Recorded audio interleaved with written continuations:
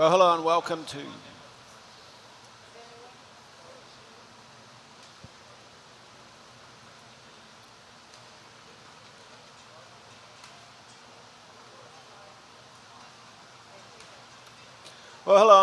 to day two, session number 3 on day 2 of the National Track Cycling Championships here from Cambridge. I'm Dale Woodford, and joining me is Elise Fraser in commentary for this evening. And tonight the program opens with the elite men's sprint qualifying. They're starting to line up on the other side. 10 riders in the sprint qualifying. First rider away will be Hayden Jack from Southland. The sprint qualifying, they have 3 laps to wind up as he just goes past the Gallagher sign there. And that is the halfway point, 100 metres into the 200 metre time once the clock starts. And as he comes around out of turn 4, down the home straight, we will see him run as he gets to the grassroots. In between the grassroots and the APL, you'll see the white line there. That's where the 200 metre will start from. And you'll come around next time, get 2 to go. So the world record, 9.10, held by Nicholas Paul of Trinidad and Tobago. Of course, done up there in Mexico at altitude. The New Zealand Championship record is held by the recently retired Ethan Mitchell, 9.763. And the New Zealand record is Sam Webster, 9.615. Sam not riding tonight, so an opportunity for someone. Hayden Jack into his work. Of course, Elise, originally from Canterbury, now riding out of Southland. Elise is not sure, she's thinking about it. So the clock started. So 5.4 through the 100. Hayden Jack is looking fairly good out there. 11.182 to kick the night off. Pretty good times in the under-17 boys today as well, with a number of riders getting, I'll have to look back through the results, but I remember there were some really low times done in there, some high 11s, I think, from memory, early 12s. Being here, I was just casually watching it while I was working away. Ewan Cousins used to ride for the West Coast North Island, product of Palmerston North Boys High School. Now in the Waikato, good all-round cyclist, Ewan Cousins.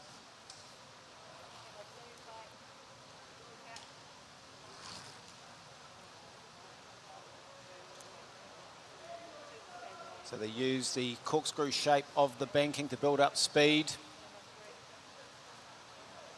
And he drops down out of turn 3, turn 4 into turn 1. Starts the clock, Ewan Cousins, riding for Waikato Bar Plenty. He's moving through at a pretty good clip. And he will stop the clock at 10.932.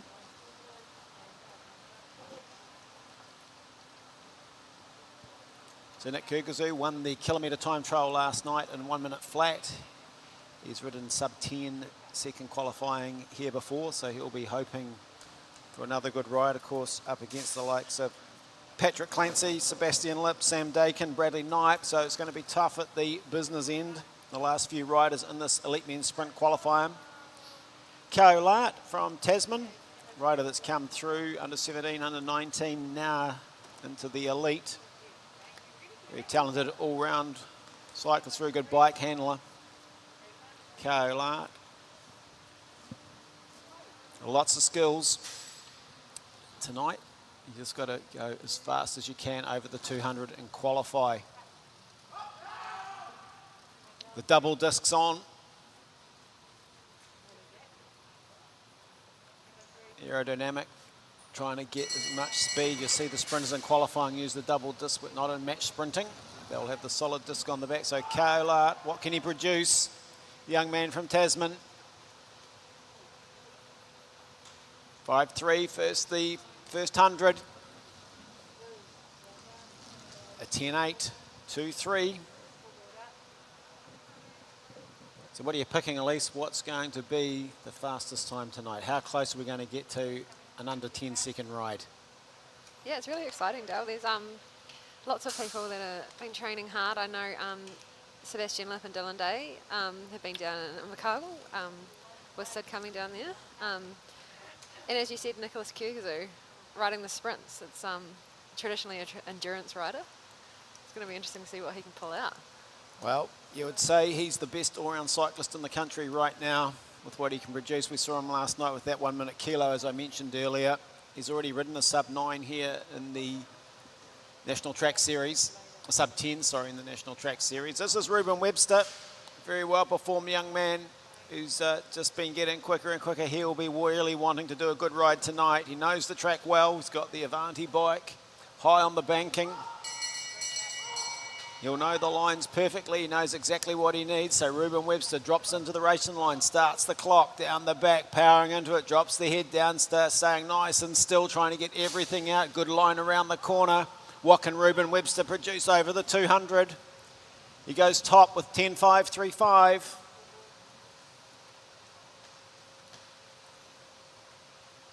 If you look at that speed, 68.34 kilometres an hour. And here's Dylan Day, as Elise says, been training down there in Invercargill with Sid coming. And, famous name in Canterbury cycling, the Day family.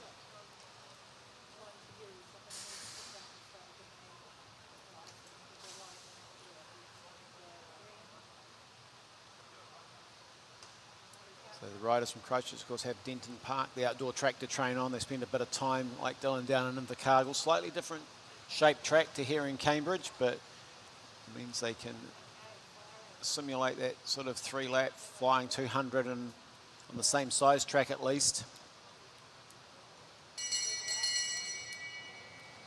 Okay, Dylan Day. He's going to hit the timing tape. Full speed. Oh, he looks like he's still trying to get on top of the gear a little bit. He's got a big one on, I think. Dylan Day goes through top spot at the halfway. Can he finish it off? Canterbury's Dylan Day crosses the line 10.488. So as per the seating, they're going a little bit quicker, each rider as they come through. His teammate, Sebastian Lipp. So how did they fare at the Canterbury Champs, Elise? Sebastian Lipp, Dylan Day. No, they didn't ride Canterbury Champs. They didn't ride. But they rode Southland Champs. Pretty impressive, I thought. Pretty impressive, yeah. A little bit of rivalry between the two Cantabs. Yeah, it's a really nice relationship they've got. Push each other along. Well, we've produced a few good sprinters out of Canterbury over the years. John Andrews had a mortgage on the senior men's sprint title for a number of years, and then, gosh, there's been Murray Steele, was Commonwealth Games medalist in the sprint.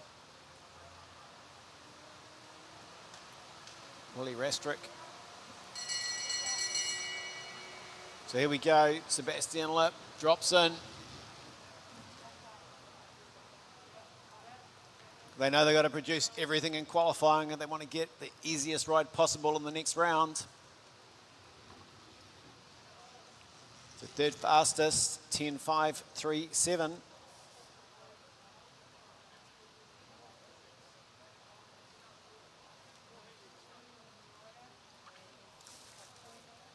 So the next man's coming up, and it's a bit of a shame for Patrick Clancy that the grandstand can't have people in it tonight because he's a popular character in the Waikato. His family have the Amber Nurseries across the road from the velodrome. They're supplying the beautiful plants for the riders. Patrick's come up through the school system, through the age groups and into the hub and then into the bordering on the HP program. So Patrick Clancy will be looking for a big ride. As with COVID, one of the riders that didn't get the opportunity to really race Junior Worlds, etc. We've missed that for a couple of years, but hopefully soon it'll be coming as Patrick Clancy. Well, he knows the track, so he's got a good line. He started the clock down the back straight. Hits the 100. What's he done? He's first fastest. It's 5.5043. So Patrick Clancy's on a good ride if he can finish it off. And he does with 10.215. 70k an hour. Impressive. Yeah. Yes, just over the 70k. Patrick Clancy, very good ride. I think he'll be happy with a 10.215. it's fast enough to apply the pressure on those that are to come, especially this man on the track, Sam Dakin.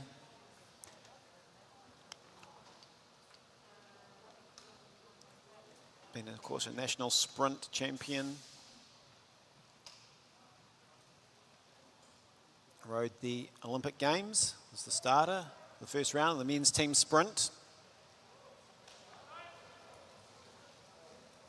And goes into this certainly as the favourite. Anytime you go to the Olympic Games, you're following, you ride the Nationals, you've got the target on your back. So Auckland's Sam Dakin, high up on the track. He spent a lot of time here since his young days building up to making the Olympic team. He starts the clock, he goes down the back, he'll have the good wheels in. Fastest 4 with the 4.8 through the 100. There we go, 9.865. Oh, very good ride by Sam Dakin, just outside the New Zealand Championship record of 9.763. Held by Ethan Mitchell. And that would have been a little bit of a target for Sam, but 9.865, just under 73 kilometres an hour. Southland's Bradley Knight. So very quick. He's like lightning off the line on a good day. He can match the best of them. Took a little bit of a break. He's back into it.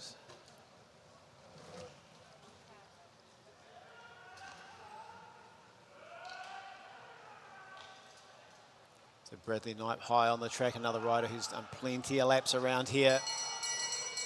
Winds up, comes down the home straight, drops in, starts the clock. Nice low and arrow on the bike. Second fastest through the 100, comes down to can he finish this ride off with a good ride? 10.009.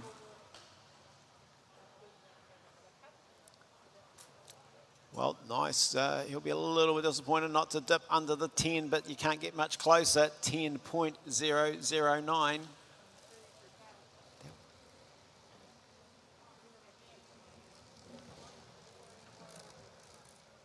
So Nick Kurkazu, he's gone under 10 before on this track.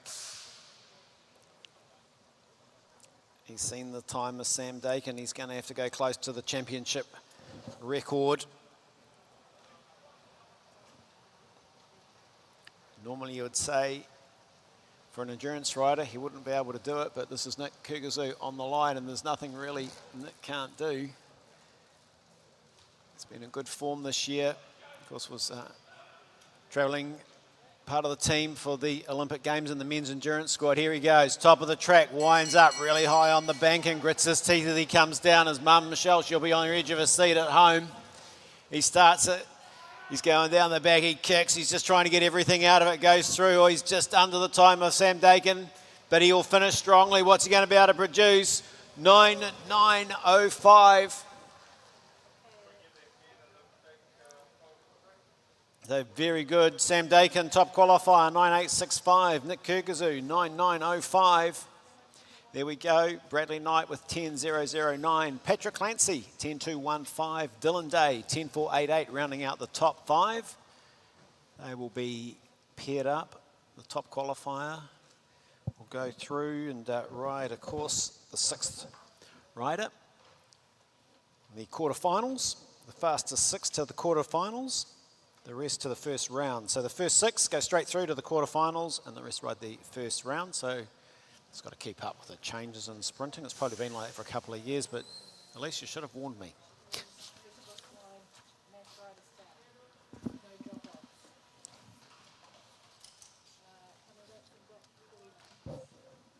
So men's scratch race, at least this one's pretty simple, isn't it? One of the easiest races to follow in cycling. First across the line. Doesn't get much easier than that. It doesn't. Under 19 in men's scratch race, 10,000 metres is the distance, 40 laps, and it is a big field.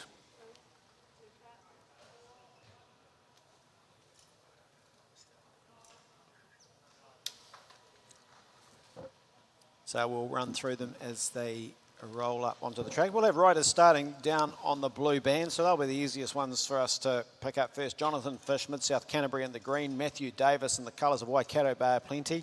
Edward Pawson will be in the colours of Auckland. Darcy Sanders in the colour of Canterbury. They'll be starting down on the Côte d'Azur, the bottom blue part of the track.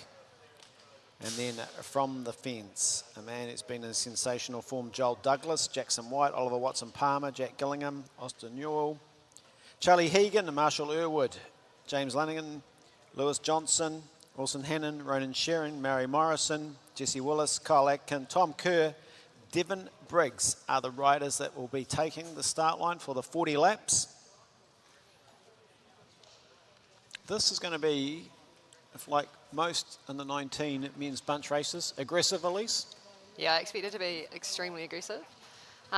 Lots of these junior under 19 men are fighting for junior world's positions, so a bit of testosterone out there, and they love to push and shove a bit, so it should be really good.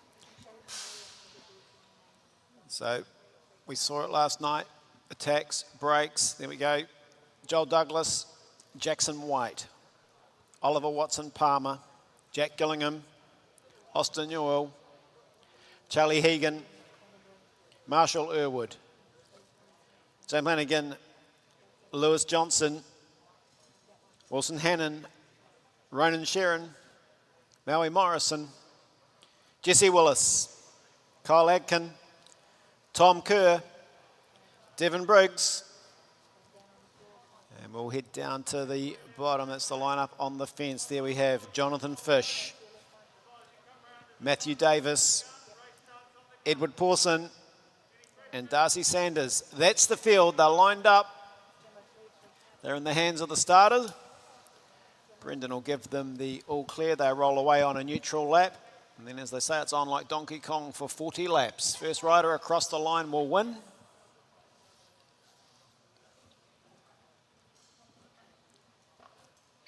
Devin Esquire Briggs, of course, a part of the men's para program. And of course, he is aiming towards para, but he is not frightened towards Paris, Paralympics, I should say, but he's not frightened to line up and mix it with these athletes. Able body, very well performed young man, Devin Briggs. Jonathan Fish, always easy to spot in the bright orange helmet. Mo Morrison in the Waikato colours, he wears the red and white helmet, the red with the white stripes down the back. Edward Pawson in the blue of Auckland, one of two Aucklanders out there. Joel Douglas the other. Joel will be in his very familiar, well, just look, he usually rides the matte black. He is in the matte black helmet. So we'll see who is going to be the aggressor tonight. They're not all sprinters. There's some fast boys out there.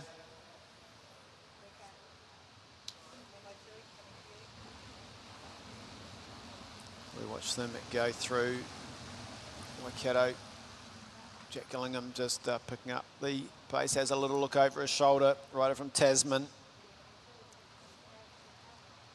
Mid-South Canterbury, they're just sharing it around.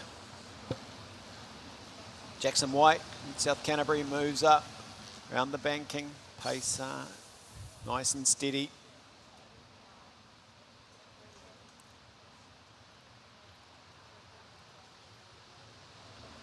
Darcy Sanders.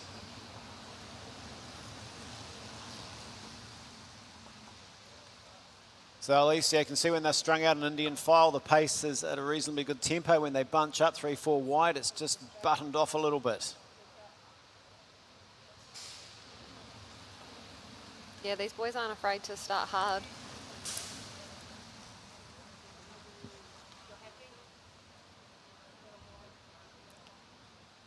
So Jonathan Fish, Jack Gillingham, James Hagan, all just floating around the front. Matthew Davis just moves up midfield, drifts back.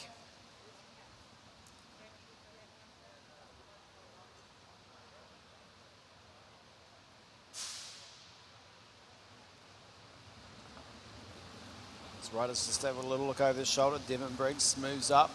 He's got the black helmet with the white.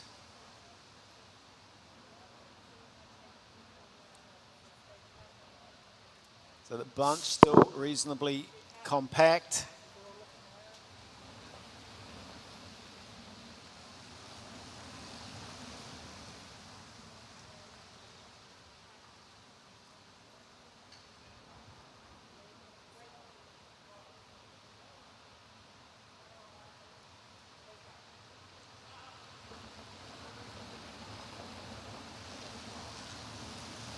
Jack Gillingham finally stood on the pedals, decided to have enough of the sedentary pace.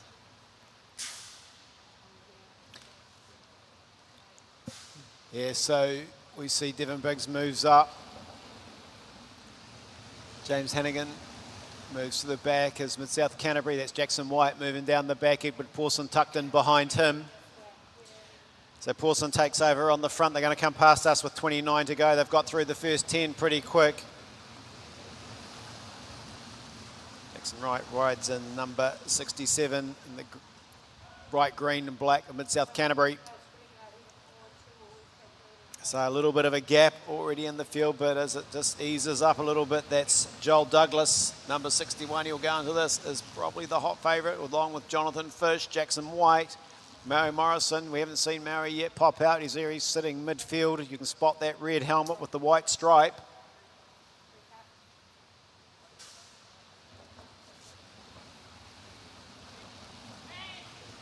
Edward Pawson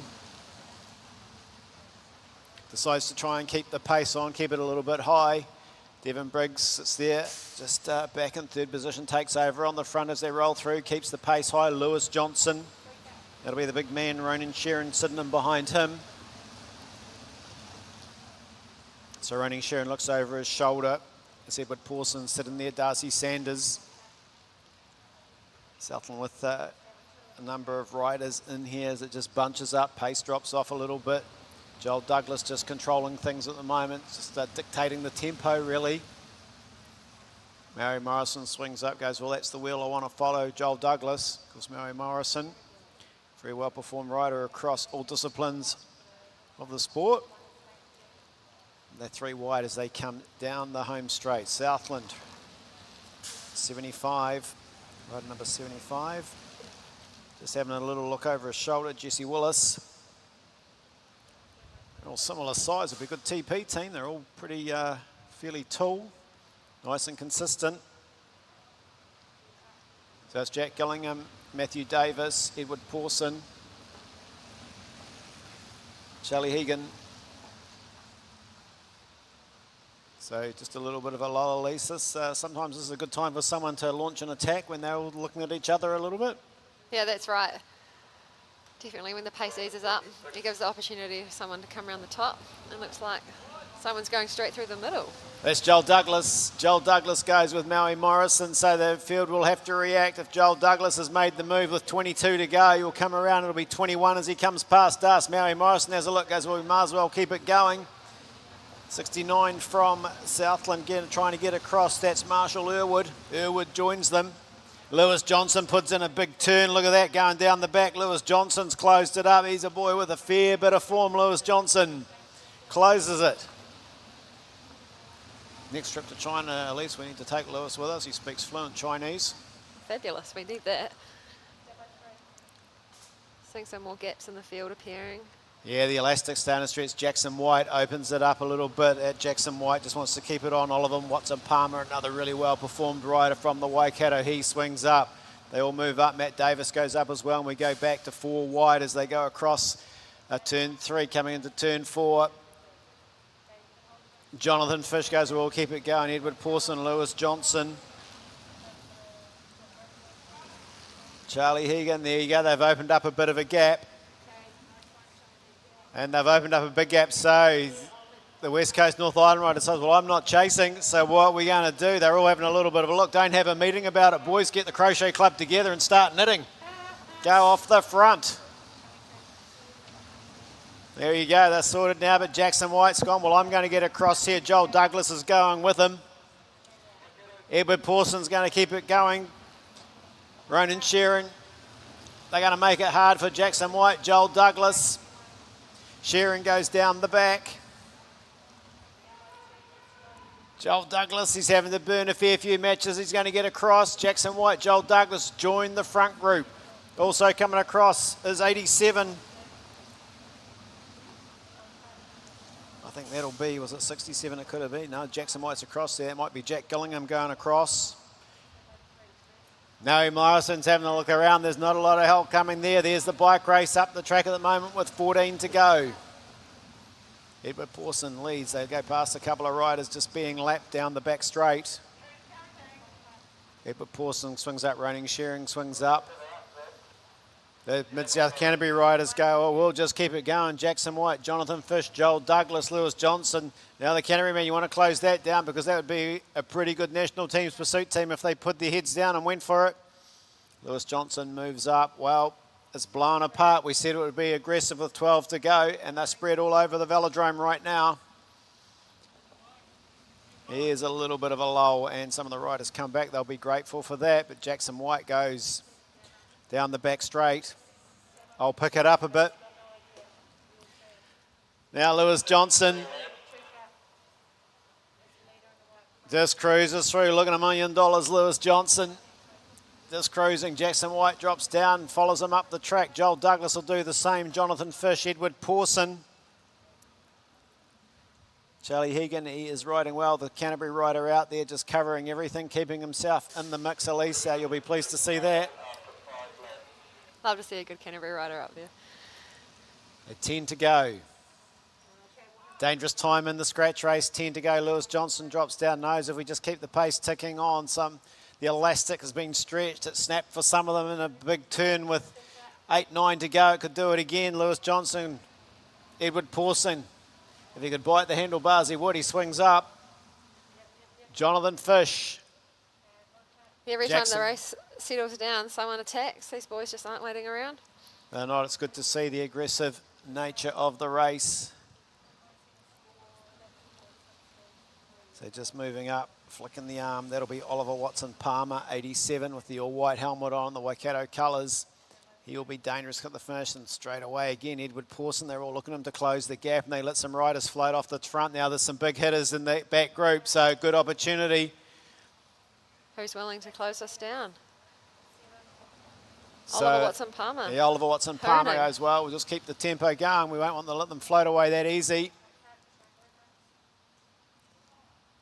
So riders are all over the track at the moment. We'll watch Brendan. There's the leading two riders. 69.81, Matthew Davis and Marshall Irwood. So Marshall Irwood, Matthew Davis takes it down the back.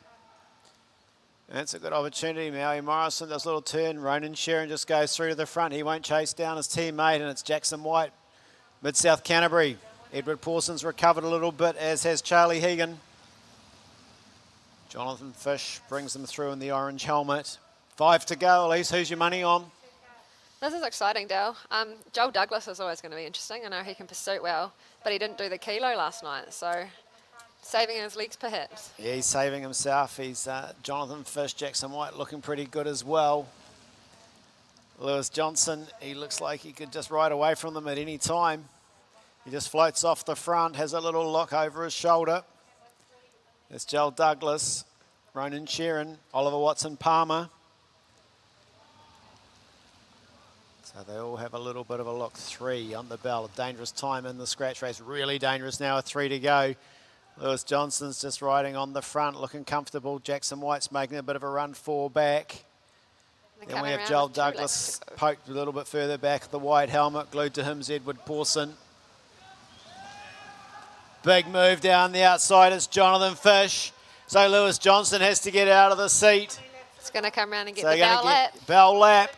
Jonathan Fish, Mid-South Canterbury, he's gone for it, but look who's going after him. Oliver Watson-Palmer. Oliver Watson-Palmer's putting in a flyer, but there comes Jackson White as well. Look at Jackson White go. Lewis Johnson's putting a bit of a run in, but out front, Oliver Watson-Palmer, he's going to take it out. The big ride, Oliver Watson-Palmer from Jackson White. And I think Lewis Johnson picking up the bronze. Well, what a run. Oliver Watson-Palmer following in the footsteps of his girlfriend Amelia Sykes in the points race earlier on. Yeah, very good ride from Oliver Watson-Palmer. Well, great race. We could do with another one of those. I like that. You're standing up, Dale. You got the adrenaline going. Always exciting races. The scratch race, well raced by all the under-19 men out there. Good to see the aggression and the riders having a go. Some riders look very good. The individual pursuits are going to be something. When you look at the form some of these riders have, that man there is coming down in front of us. He's not on your screen, but there's Oliver Watson-Palmer getting the congratulations from his competitors. Rode a brilliant race.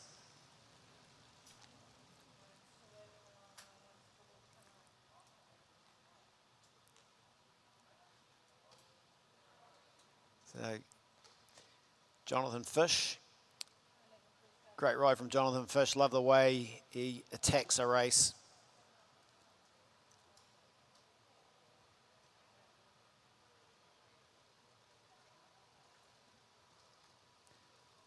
Joel Douglas going through as the other riders wind down on the apron.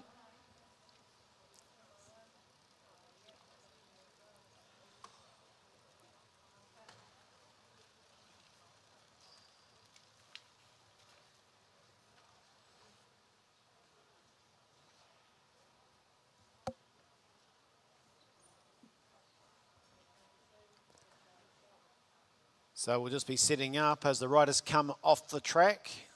They'll come down, they'll head into the infield as you can see, jump on the rollers, start warming down. We'll have some competition, they'll be back again tomorrow. So they're just setting up the gate for the next event, event number 41. Men's para cycling, C1, C3, individual pursuit. National champion Cameron Davies will be coming up in the colours of Auckland.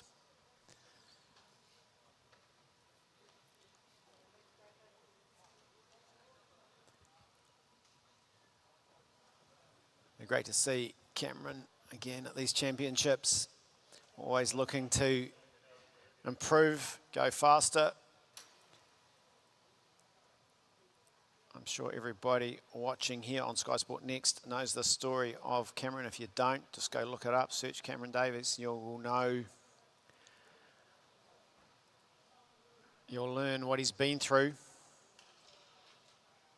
Cameron Davies.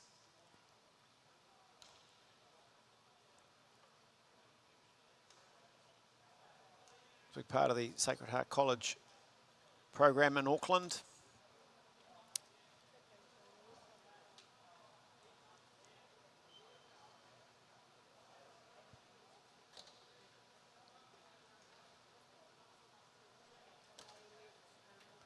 Just gets clipped in. You've got to train well for this. You'll know exactly what he's got to do. You'll have everybody on the edge of their seats chasing a good time. He's got a goal. He wants to get to the Paralympics in Paris. He's just got to wait for the timing to be set up. He's nice and relaxed, smile on his face.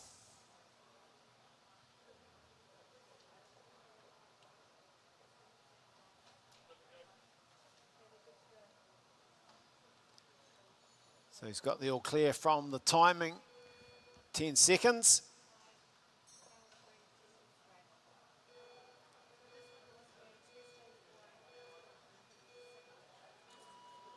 Cameron Davies, nice, smooth out of the starting gate. 12 laps in front of him, 3,000 metres. Rolling nicely down the back straight out of the saddle. Wants to get on top of the gear. Sits down. He'll come around into the front straight and he'll position himself on the aero bars and start settling into the ride. 26.158 opening lap, so nice start.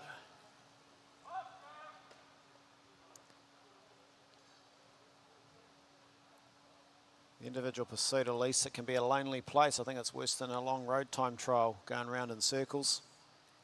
Yeah, it's pretty brutal. He'll be looking just to settle into his rhythm, and he'll be going for consistent lap times throughout these 12 laps.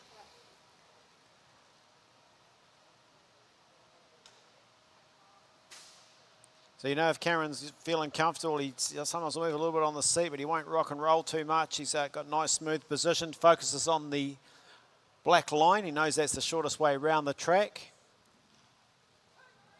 So 110.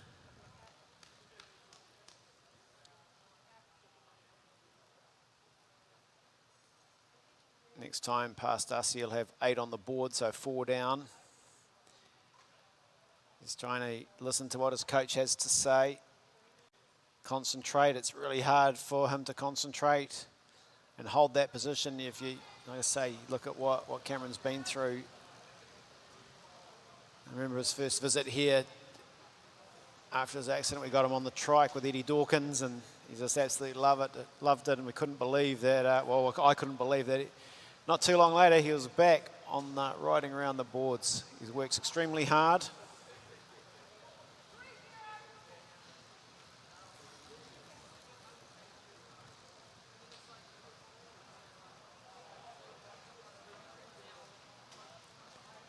He's doing well, just settling in, just using the low part of the track, following that black line. There's a look at the lap board as he went through.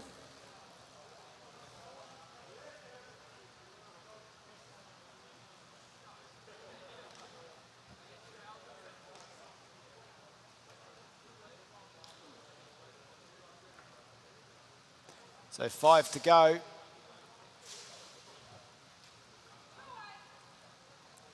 Just over the halfway stage. And now he's got to dig really deep. The last kilometre coming up.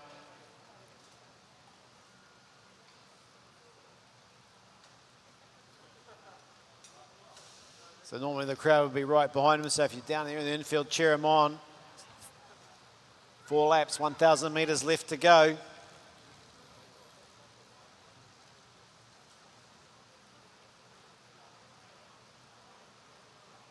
He still hasn't moved. He's on the bike. He's sitting nice and steady.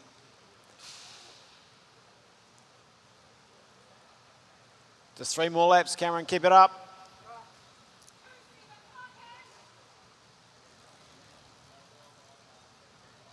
Well, we don't have the stopwatch on his lap times at least, but he's been looking pretty consistent. Yeah, he's looking consistent, and he's riding the shortest way around the track, just trying to hug that black line.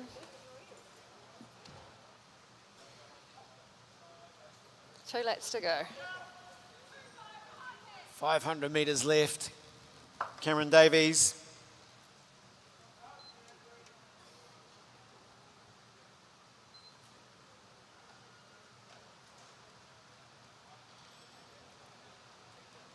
Bell lap, that'll be music to his ears. He's going to get out of the seat, wind it up. He wants to really bring this last lap home. You know, if you've gone out on your bike and you've ridden to the dairy, try and go full gas for 1,500 metres. He's just done 3,000. He's going to come around, almost home. Here he is, he's done. Very good ride, Cameron Davies. He's done a 4:33, 7:84, just under the 40 kilometre an hour from the standing start.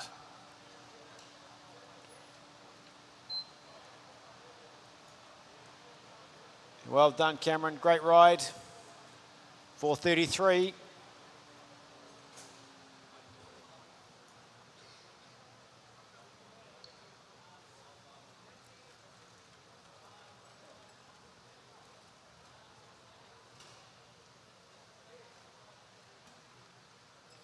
So Cameron competes in the C1, C3, 3,000 metre. Next event's event 42. Men's paracycling, C4, C5. They have to go a little bit further, 4,000 metres.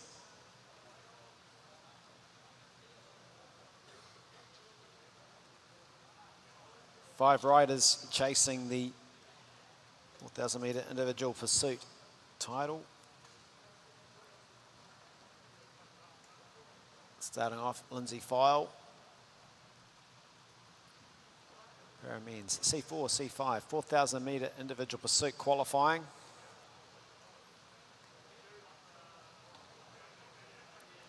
Lindsay's all set, didn't take long, gets on the bike.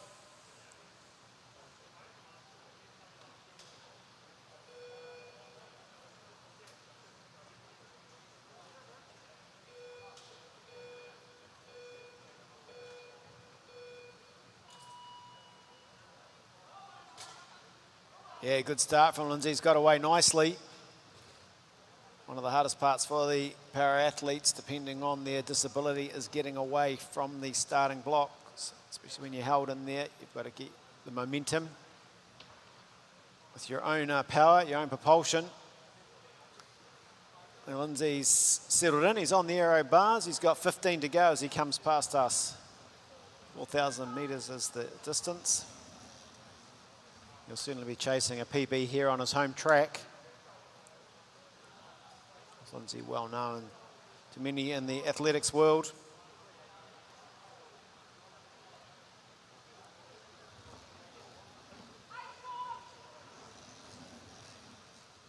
Well, he's got a nice cadence going, Elise.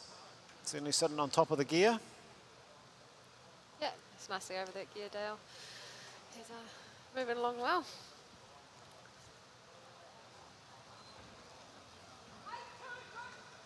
Got Dale McDonald down there calling his lap times for him.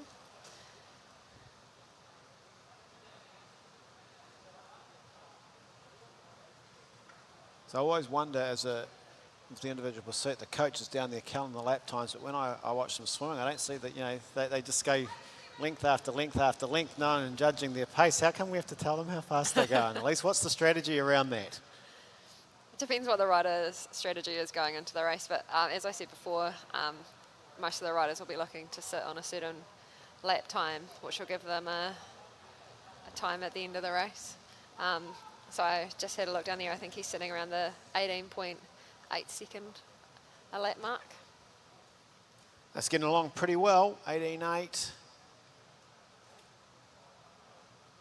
Lindsay File.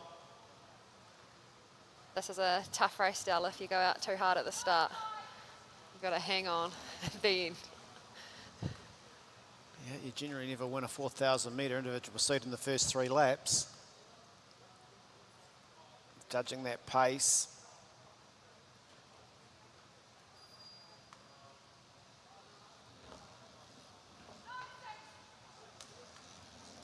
So Lindsay File.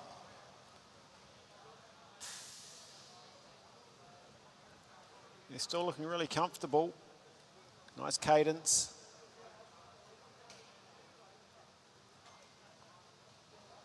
Eight to go. So halfway through this ride.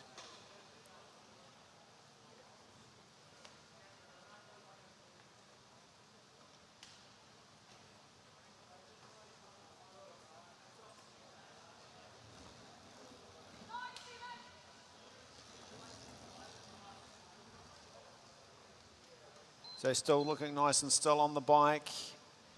Head and shoulders haven't moved too much. So if we look at his position, Elise, his bars are quite low, whereas we see a lot of the other riders with the front of the bars, the hand position much closer to the head, which would be the more aerodynamic. Yeah, you're trying to get your bring your arms up a little bit and get your head down to, I guess, minimise that frontal area. All about aerodynamics. But you've got to be aware with some of these para athletes that is a really hard position to get into. So depending on their disability, it's about making them comfortable and getting them in the fastest position for them. Well, it's hard for everyone to get into. I can't even reach that far. So I turned right up. But Lindsay's looking comfortable. So, you know, it's something they can work on as well. His position's improved, the way he's improved over a few years. Remember, Lindsay, he's I think just on 60 years of age, and he's been quite new to the sport just in the last 3 or 4 years as well. So, you know, incredible performance from him. Yeah, that's what Para does really well. They're quite good at holding talent camps and bringing in people from other sports. And they've got a nice team of coaches down there that really make it a fun environment. Well, riding 4,000 metres, you've got to do something to make it fun, because riding around there by yourself, Lindsay File's got 2 to go, 500 metres left, Lindsay, come on, bring it home, pick it up. The pain goes away as soon as you get off. Down the back straight, mouth open a little bit. Oh, you can feel the pain, can't you, going through the legs every bit, but he's still holding a nice still position on the bike, head's not moving. Very good looking ride from Lindsay File. 1 to go, 250 metres left. Being asked to lift it up, Dale says, come on, just pick it up. Oh, he's responding, he's trying to get everything out of it on that last lap. Almost home, what's he going to stop the clock in?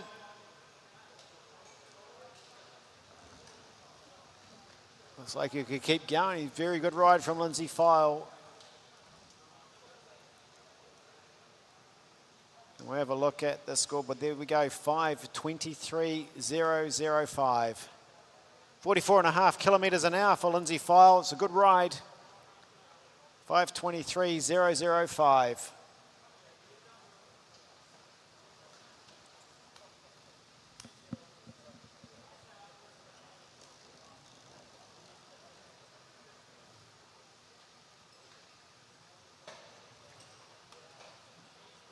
We sent the standard Lindsay File with that 5:23 as we go to the next heat.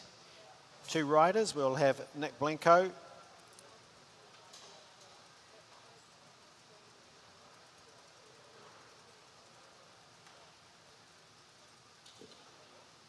On the back straight from Canterbury.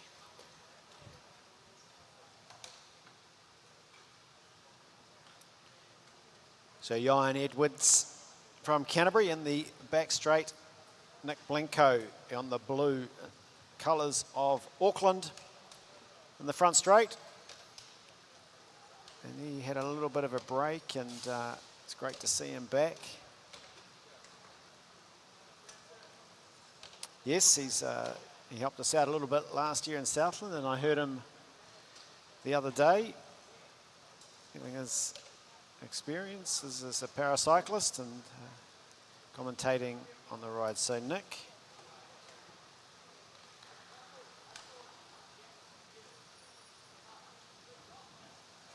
There we go on the other side. Ian Edwards. I saw him last year, and a young man with a lot of talent. Yeah, Ian has come from swimming background. He was picked up talent ID.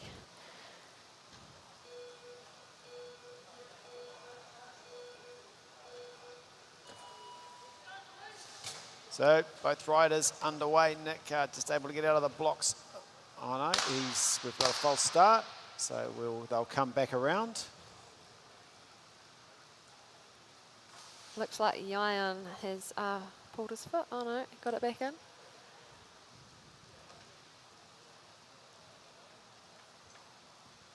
So Edwards comes down past us and it will roll round. Of course, the younger rider in the para program, like Devon, they have to ride 4,000 metres, whereas if they were riding in their age group competition, they'd be riding 3,000 metres. So when you step up to para, there's no age group. You just ride the full distance, full elite distance.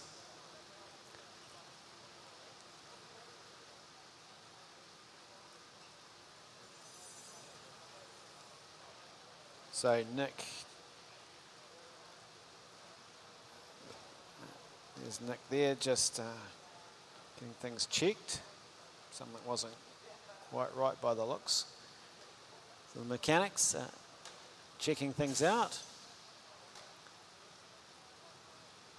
Ian's bike going back into the starting gate.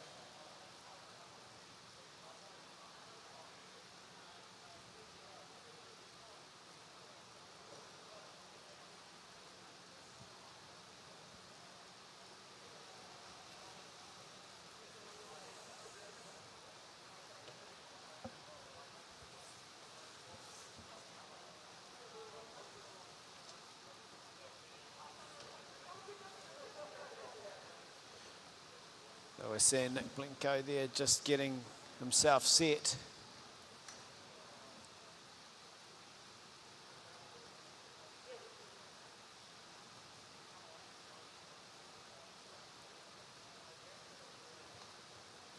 So back up to the starting gate. So both riders will now try go for the second time. So if you just joined in, it's the National Track Championships men's paracycling C4, C5, 4,000 metres, individual pursuit qualifying.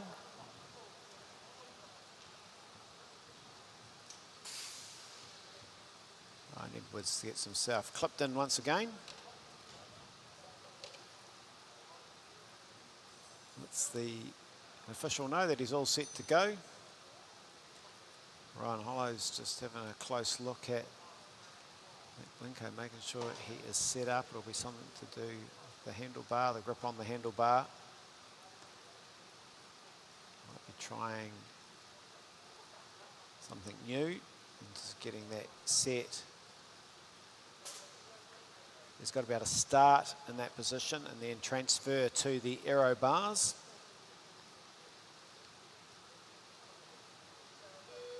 So 10 seconds on the clock, counting down.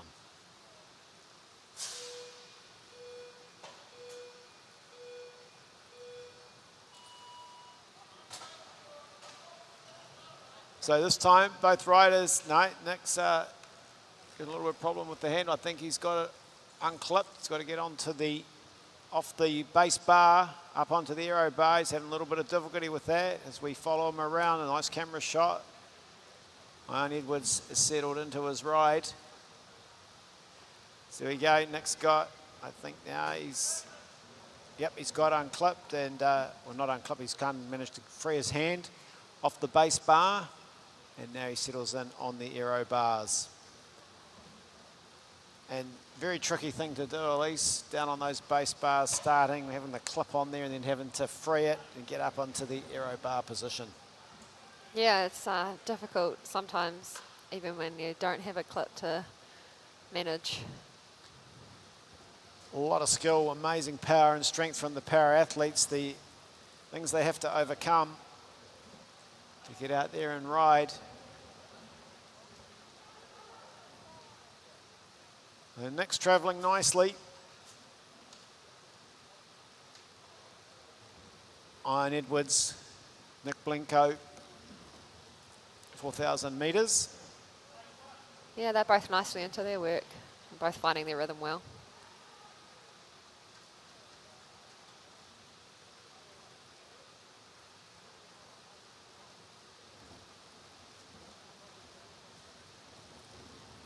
So there's Nick coming down.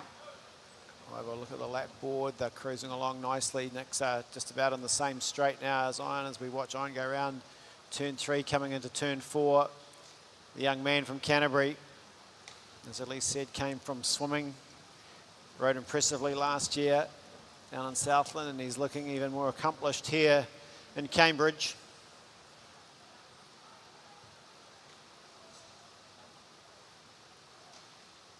So 9 to go. Blinko gets his sights set on the man from Canterbury just in front of him now. But they both have to keep riding for the qualifying time. If Nick catches him, he'll go past. He'll try and do that on the straight. It's the shortest way round.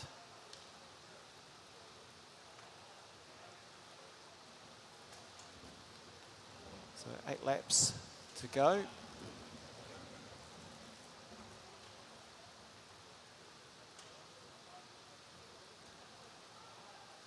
They're travelling.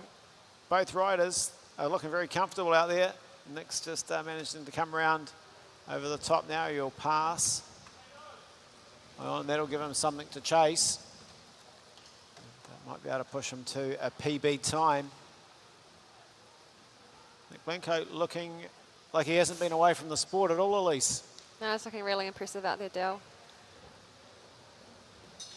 Nice position, and he's ticking along really well. Ryan Hollow's doing a little bit of a double take of the stopwatch, so he's obviously fairly impressed as well. As we see Nick Blinko, Ryan Edwards. So Nick comes through, 5 to go. So he's been in this place plenty of times the last 4 laps. This is where you think you're feeling okay and you try and lift it and the legs don't want to go.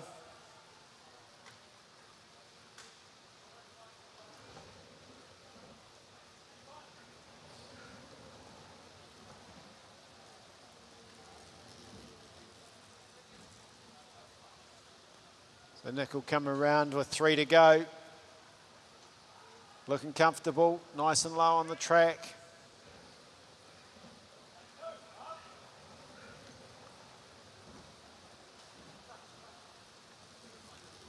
Ryan Edwards just drifting a little bit higher on the track. It's cost you a couple of seconds. But he's still looking extremely good. 2 to go for Nick Blenko. Ryan Edwards. Still looking comfortable, nice and still. He's got a lot of potential in the sport of cycling. Young man from Canterbury.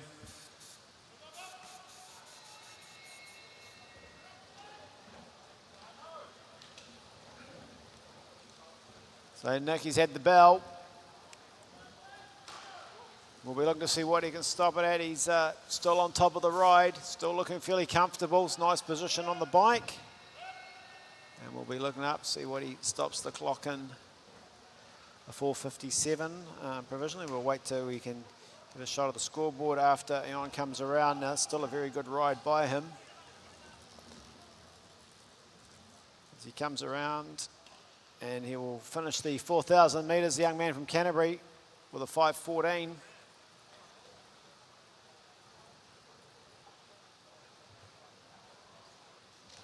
So there's Nick Blenko. Look at that ride. 4:57.516. And a 5:14.9. So 4:57.516. That's a very good ride. 48 kilometres an hour, 48 and a half kilometres an hour for Nick Blenko. And you know, if you go back to the dark old days when everyone was trying to ride 4,000 metres sub 5, and it would be like push the button quick if you were getting close. He just he did that comfortably. Very good ride, Nick Blenko. And Eon Edwards 5:14.9. It's a great ride from the young man from Canterbury.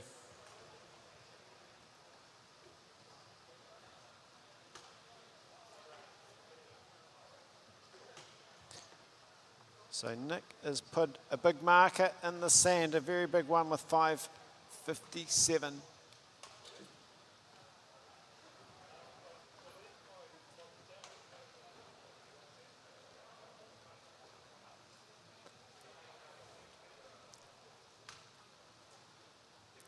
So Devin Briggs in shot. We saw him out there in the scratch race. He's borrowed Dale Ertle's blue shoes. And he is got himself all set, looking for a good ride. Mum will be home, tuned in, watching, making sure the dinner's ready. When he gets home, Ben Westenberg. Now this will be a battle because these guys go head to head. Last year there wasn't a lot between them. They're away as we look, Ben getting on top of it. Just staying in the saddle, just to crank it up. Devin out of the seat, down the back straight.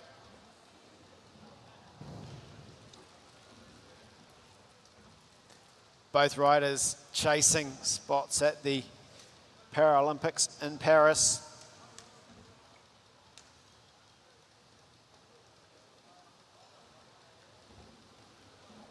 You can see what we're talking about, the difference between Lindsay's position and Devin and Ben's, with the hands a lot closer to the head to try and cut down that frontal area, cut through the ear. And the aerodynamics playing such a big part. If we looked over the weekend, the ride of the young junior over in the UK with I think a 49 kilometre ride in the hour. Breaking the hour record in Britain. Gosh, it's really impressive.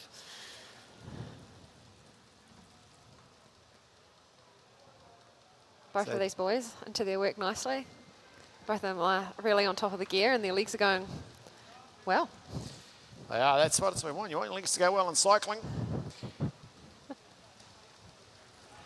They're looking on top, they're on nice cadence, good leg speed, and picking the right gear, Lisa. When you're talking to your riders, how do you advise them on what gear to ride? Oh yeah, that's a tricky one. Definitely pays to play around with a few things in training and see what the legs feel like the days leading into the race and the day of.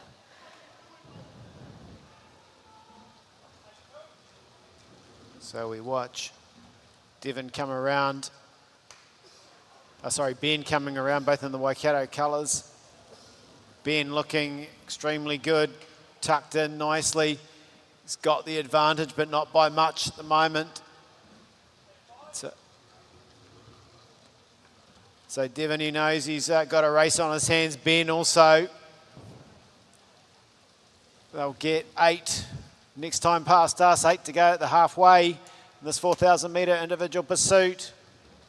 Ben with the advantage by, not quite a second, about 700ths between them. Ben Westenberg, Devin Briggs.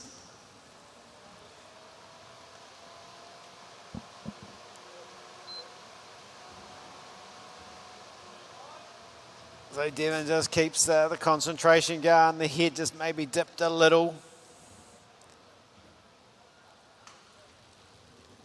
Still looking smooth and comfortable. Ben's just stretched it out slightly. Ben Westenberg on a bit of a flyer as a sneaky look across the track as well. He knows Devin can come back at him. Ben's consistently holding around 18 seconds a lap. 18 seconds a lap, it's travelling nicely.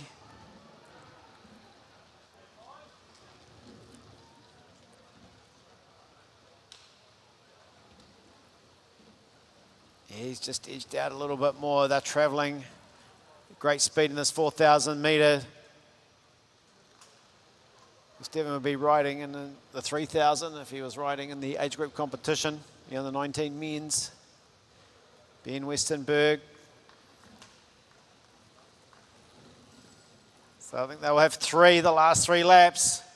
Devin will be trying to get everything out of him. His coach, Ryan Hollows, will say, come on, just give us a bit more, Devin, lift it up. Ben Westenberg.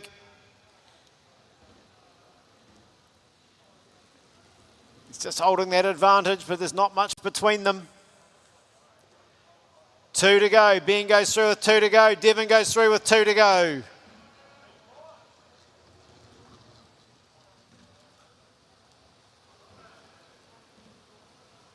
They're chasing that 4:57.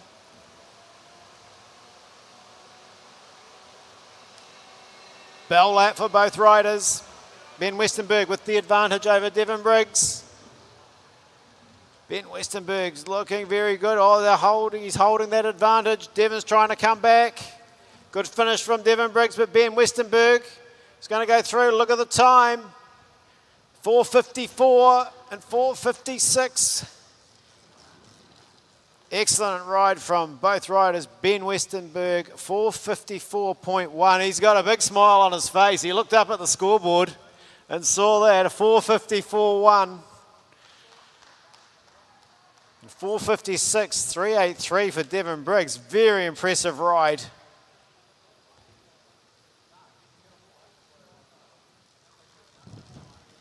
So the top 2 qualifiers in that.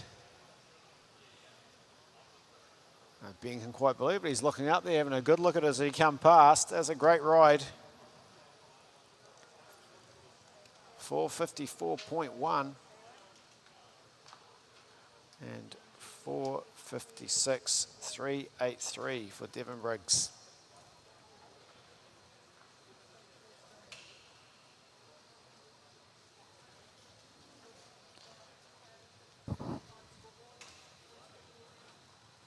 There we go, just confirming event 42, men's para cycling, C4, C5, 4,000 metre individual pursuit qualifying. Ben Westenberg, very impressive, 4:54.127. Equally impressive, Devin Briggs, 4:56.383. Nick Blinko, good to see him back with a 4:57.516. Eon Edwards, 5:14.948. And Lindsay Farr with a 5:23.005. Great performances from the Para Cyclists. And they'll be back on for their final later on in the program. Pretty tough turnaround. That's a big turnaround going from 4,000 metres in the same night. Wow. Backing up like that, that's a big ask. I'd just go, I'm happy with the results as they stand. Don't make me do it again. Yeah. As 4K we is move on nasty. to event 43, men's sprint. The competition, first round, Sebastian Lip and Hayden Jack will be going head to head. Hayden Jack. In the colours of Southland, Sebastian Lip from Canterbury.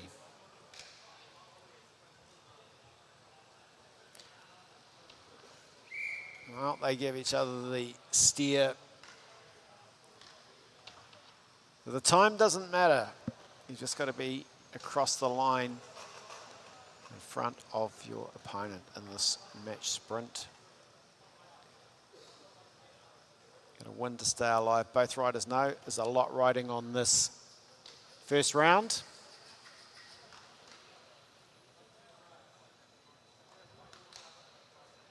Hayden Jack drew the front position, so has to lead away. Not always the favoured position for a sprinter. Some riders are masters at riding from the front. Sebastian Lip. There he goes, he's just moving around the track. He's trying to make Hayden Jack increase the pace. Well, Sebastian Lip's going to take the inside, wants to control it. They'll come in to get the bell, so Sebastian Lip from Canterbury, Jack on the outside. So they'll go into the 200. Sebastian Lip down the back straight. Hayden Jack, though, he makes a bit of a run at him, but he can't get up. He's only got up onto the back wheel, and he's going to say bye-bye to it as they come into the home straight. Sebastian Lip. He goes through that first round ride.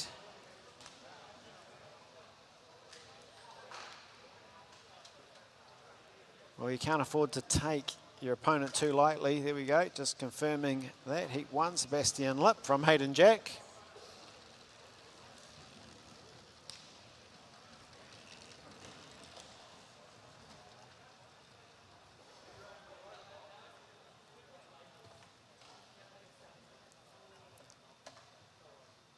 So, of course, the top 6 went straight through to the quarterfinals. These guys will be fighting for a place in that. Their next heat coming up. We'll have Ko Lard of Tasman, Ewan Cousins, Waikato Bay Plenty.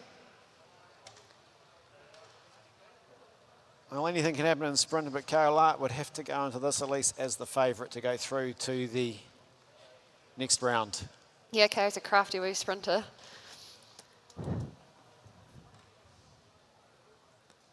You never want to underestimate Ewan Cousins, though. He's a battler, he's a fighter. He will give it everything. Ko Lard will know that. Ewan Cousins drawn the inside. Ko Lard on the outside. Looks like Callum Saunders down there holding Ko Lard as well. He would have loved to have been racing here, but unfortunately has a concussion at the moment. Oh, what a shame. He's such a great rider. Would have loved to have seen him in action. There's been a couple of riders out. On the start line. So a couple of riders with concussion issues not being able to race.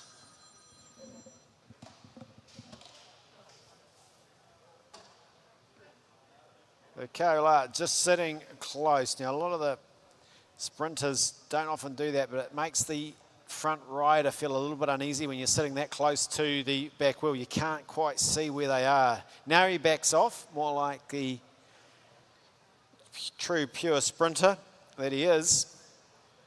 Ewan Cousins will be very wary of Ko Lard.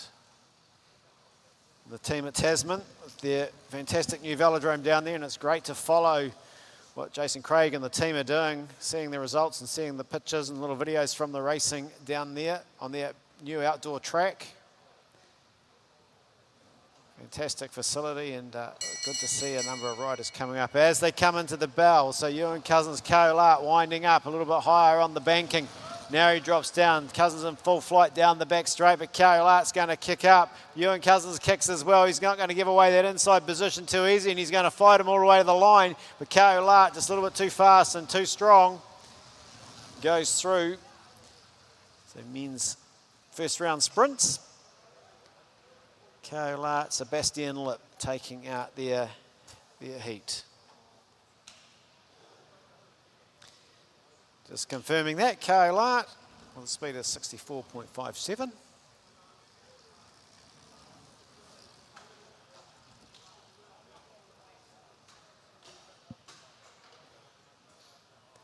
So whipping through the program tonight. Event 44 will be next up on the track. Event number 44 is the men's points race, 30 kilometres.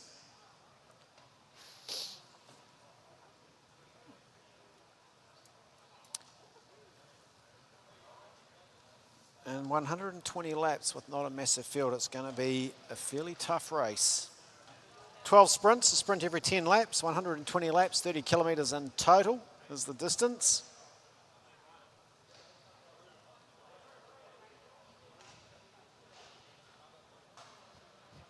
Well, I've already seen some good performances from these championships from some of the riders in this field. Daniel Bridgewater really stands out with what he produced in the scratch race, taking the silver behind Kian Watts.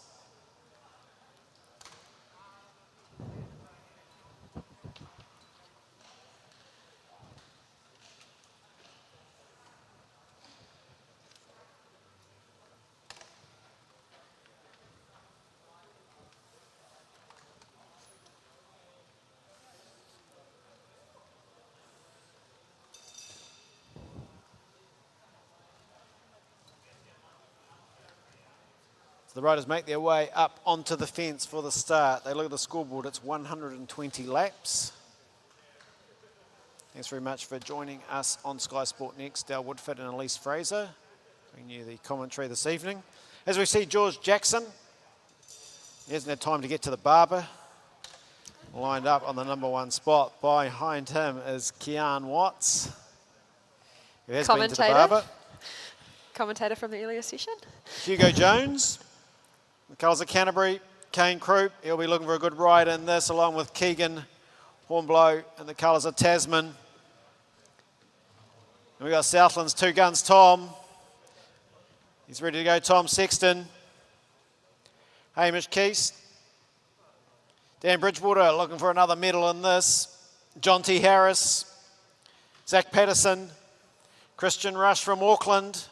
And Dylan Cumming, West Coast, North Island. That's the starters, that's the lineup, the elite men's 30 kilometre scratch race. 12 sprints over 120 laps.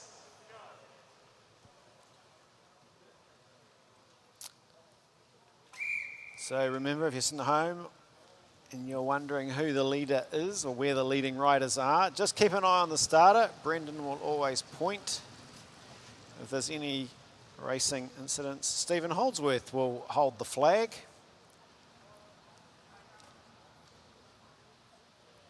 Indicate whether the race is neutralised or a rider is red flagged. Gun goes, Brendan's happy. We are underway, 120 laps, men's points race.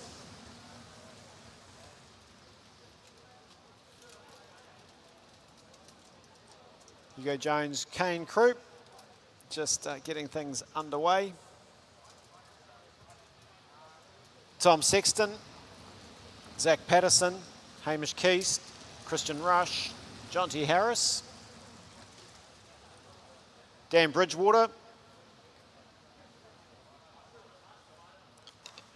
George Jackson in the 3rd position as they come around. So plenty of time to warm up, get into it in the points race. Often when you see a full field, maximum number of riders on the track, they just go out of the blocks.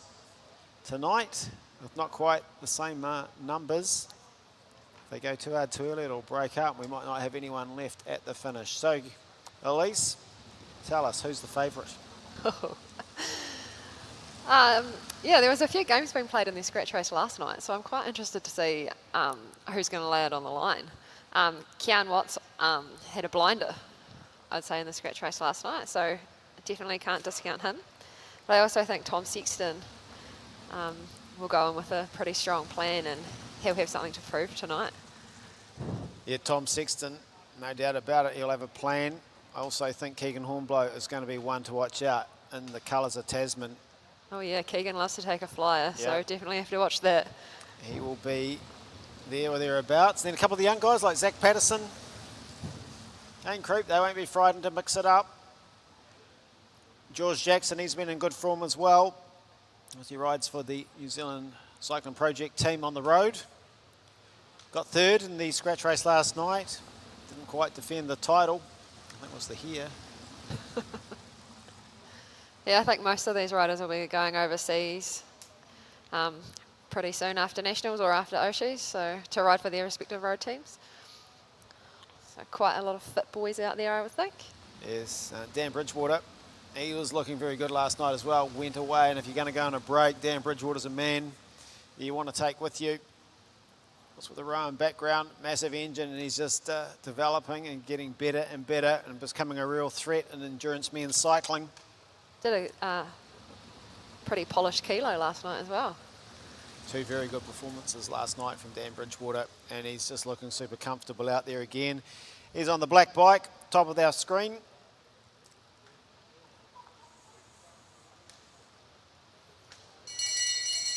Hugo Jones as well. The bell goes. We'll start from the front. Kane Croup, Keegan Hornblow, Kane, Tom Sexton, Christian Rush. So all fighting hard to get some points on the board in the first sprint. Hugo Jones comes around, picks up the 5. He's going to keep going. Just thought he'd keep it on. Just neutralises anybody else. But Kane Croup goes well. I'll keep it going.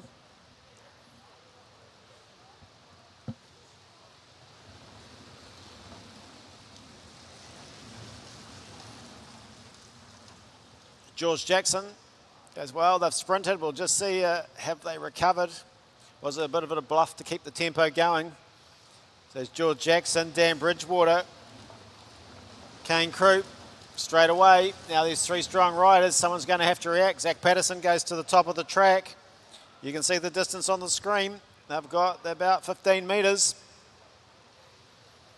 George Jackson. Hugo Jones finds himself on the front. Chasing. Tom Sexton takes over that chase. Bridgewater moves up. Kane Croup puts his head down. So they're serious. Keegan Hornblow leads the chase. Hugo Jones, Keegan Hornblow, Tom Sexton, Kane Croup, 5, 3, 2 and 1. The first of 12. Of course, 20 points if you take a lap in the points race. Lose a lap, you lose 20. Of course, you can get those back. You can lose 20 and win 5 sprints and get them all back again. Get yourself back to 0.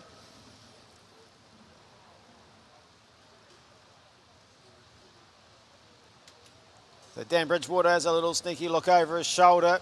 John T. Harris flicks the elbow, moves up the track. George Jackson down the back. As a look, well, the gap's closed. They've got about 6 metres, 7 metres now as Keegan Hornblow just closes it up. Grupo Compacto, all back together. Zach Patterson says, thank God for that. I'll just ease up and swing up the track. That was a bit harder than I wanted, that chase. Hugo Jones goes to the front. Tom Sexton. Christian Rush.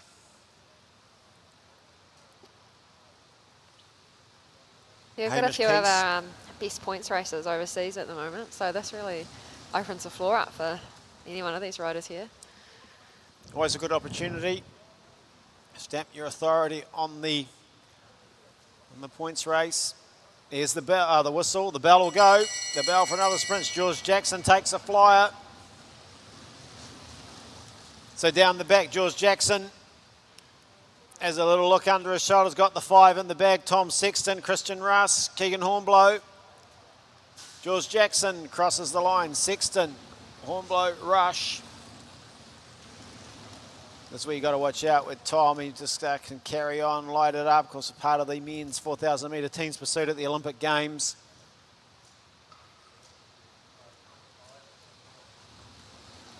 .99 to go, 2 sprints. Sprint 2 on the scoreboard. It's George Jackson, Tom Sexton, Christian Rush, Keegan Hornblow. There we go, just being confirmed. And there's the update. After 2 sprints, 3 riders on 5 points. Jackson, Jones and Sexton. Keegan Hornblow just behind Christian Russ, 2 and 1. Kane Croup on that 1 point. Still 10 sprints left. George Jackson.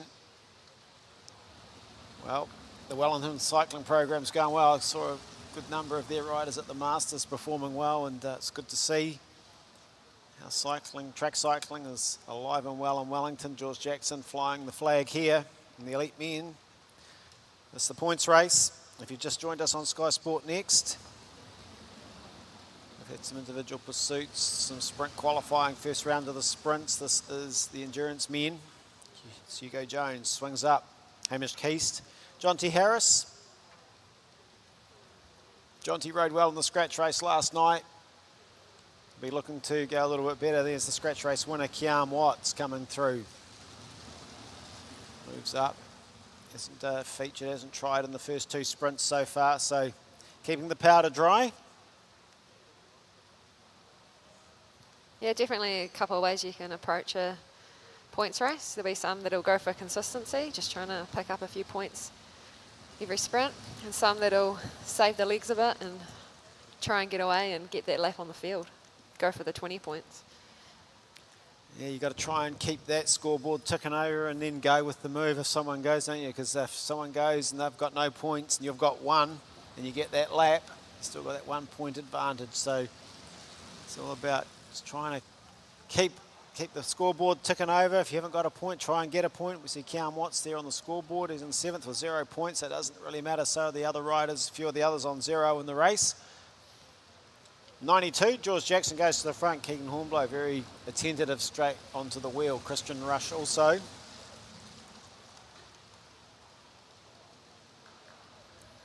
Hugo Jones going through. Kiam Watts nowhere to go. He's right down on the Côte d'Azur. Slippery place to be, but it's out back onto the track. Into the bell. Keegan Hornblow leads out down the back. George Jackson. He's going to get out of the seat. Winds up. George Jackson certainly got some fire in the legs tonight. Comes around. He won't want to relax because Tom Sexton's coming, but Jackson hangs on. Tom Sexton. So Tom started to look a bit serious. Sprint number 3. Jackson moves up. Sexton moves up. Kiam Watts goes through. Zach Patterson, Daniel Bridgewater, Kane Croup, Hamish Keast, Jonty Harris, Hugo Jones. So we look at the 3 riders. Kiam Watts swings up. Daniel Bridgewater moves to the top, so Dan hasn't made a move yet. Zach Patterson moves to the back, Dan Bridgewater, Kane Croup. Hugo Jones takes over at the front. Sprint number 3, George Jackson, Tom Sexton. Top of the leaderboard. George Jackson, Tom Sexton, Hugo Jones, Keegan Hornblow. Christian Rush got a couple of points. Kane Croup's on 1.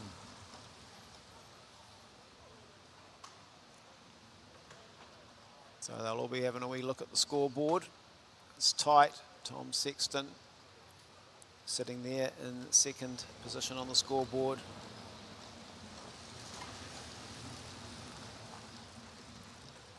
Kane Croup, Hamish Keast, Jonty Harris, Hugo Jones. So a little bit of not a lull between sprints. They're keeping the pace pretty steady. They've got 85 on the scoreboard.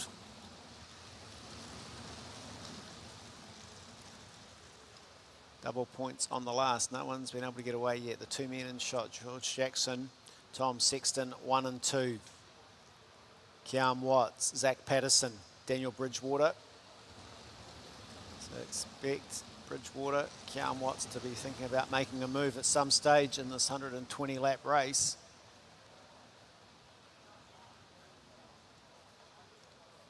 Jonty Harris. Jonty's riding well. It's good to see Jonty here. He rides everything, doesn't he, Elise? He's into, you put a bike race on, you'll usually see his name on the start list. Yeah, Jonty's very enthusiastic, and he and Zach Patterson, I think, are the only 2 that have just come out of their junior year last year, so it's quite a big step up for them, and they're definitely holding their own, which is awesome. Yeah, they don't look out of place at all. It's great to see. They both rode well last night. course, things change, the speed changes, the gears get a bit bigger. Yeah, John T. Harris is coached by Hayden Ralston. I know he'll be home in Christchurch, glued to this live stream. On the edge of his seat, riding it for him. Come on. As we see Keegan Hornblow making a bit of a run at the bell, moves up onto the shoulder. Zach Patterson, though, is not going to give it away. He's on second wheel. Now they're going, look at the big move from Tom Sexton round the outside. 3 wide. Is he going to give the legs to get over the top? Tom Sexton, Hugo Jones scores the 5. We'll wait for the most. Hugo Jones, very experienced rider. Led out, went at the right time. Cam Watts goes well after the sprint. I'm just going to turn it up a little bit. Daniel Bridgewater, Kane Croup. So they tried earlier in the night. George Jackson's gone as well. So this could be a very dangerous point in the bike race. Daniel Bridgewater takes over. We know he won't shirk the turn on the front. Has a little look over the shoulder. Kane Croup's there. Who's going to chase Tom Sexton? They're all looking at Tom. So down the back, Tom Sexton moves up. Zach Patterson pulls up. Kane Croup bites the handlebars and puts in a big turn. Kian Watts. George Jackson. Daniel Bridgewater. Well, George Jackson saw it go, didn't miss it. He goes, I'm on the top of the leaderboard. I'm going with you, fellas. Hugo Jones sits there on 11 with Tom Sexton. George Jackson on 10, and it's Jackson that's up the road. Keegan Hornblow's on 6. Well, they're moving away quickly. Hugo Jones, but out front, this team's pursuit formation working well. Kane Croup, Kian Watts, George Jackson, Daniel Bridgewater. There's the chase group, just quickly going through. Great wee move in a field of a smaller size. They just don't have the numbers to chase it, or it requires a whole lot of collusion from the riders behind to get together and all have a go on the front. Yeah, great timing after the sprint. Kian launching a little bit, and then George Jackson seeing the danger, putting in a big turn. They're travelling well, so Tom Sexton, they're all marking him. It's Tom going to just relax. There's a long way to go in the race, so you can lose one and pull that lap back. Tom won't be just too stressed. He's too experienced for that at the moment. They're just holding them at half a lap as he has a look, Tom Sexton. Daniel Bridgewater leads this quartet down the front straight. Moves to the back onto the wheel of Big George Jackson. There's Tom Sexton chasing. So Tom Sexton, he moves up. He's going, I need some help, boys. And it's Hugo Jones, puts his head down. Keegan Hornblow, John T. Harris, Hugo Jones.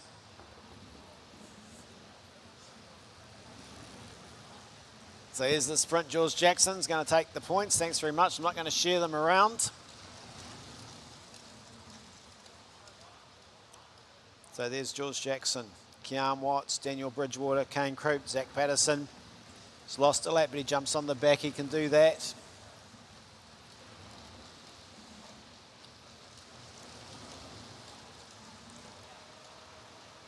So they're going to pick up the only rider that's not going to get lapped by that group at the moment is Tom Sexton.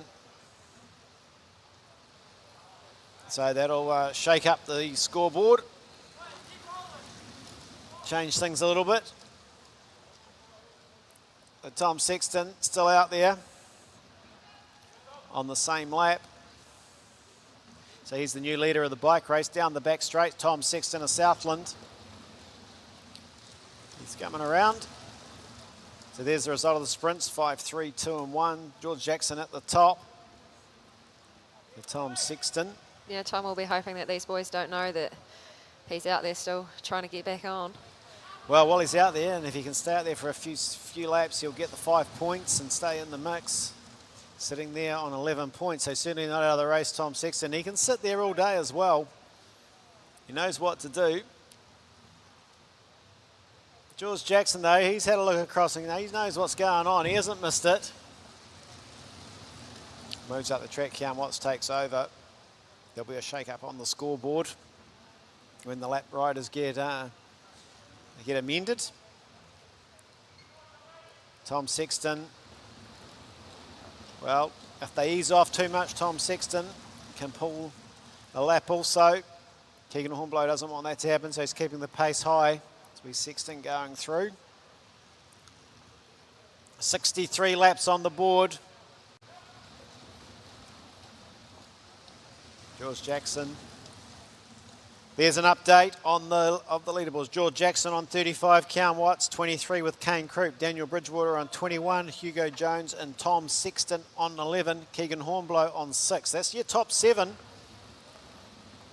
We see Tom Sexton just doing what he does so well, just cruising around out front of the race. He's going to get the belt, so he's going to have 5 points in the bag, Tom Sexton. George Jackson goes to the front. Kean Watts, Kane Croup. George Jackson leads the chasers down the back straight. Tom Sexton cruises down the front, picks up the 5. And then George Jackson's going to be challenged on the outside. Kane Croup just gets over the top. Maybe on the line it was close. We'll wait for the judges to put that up. So the pace has been picked up. Tom Sexton still out there. 59 on the board. Kean Watt. Kane Croup. For the first time we've seen George Jackson leave a little bit of a gap. Kane Croup looks over his shoulder as we see Tom Sexton. He's decided, I'm going to wait. So Sexton gets the 5, Croup 3, Jackson 2, Kean Watt's the 1 point. So there's Tom Sexton. We'll go back to the leaderboard shortly, give you a bit of an update.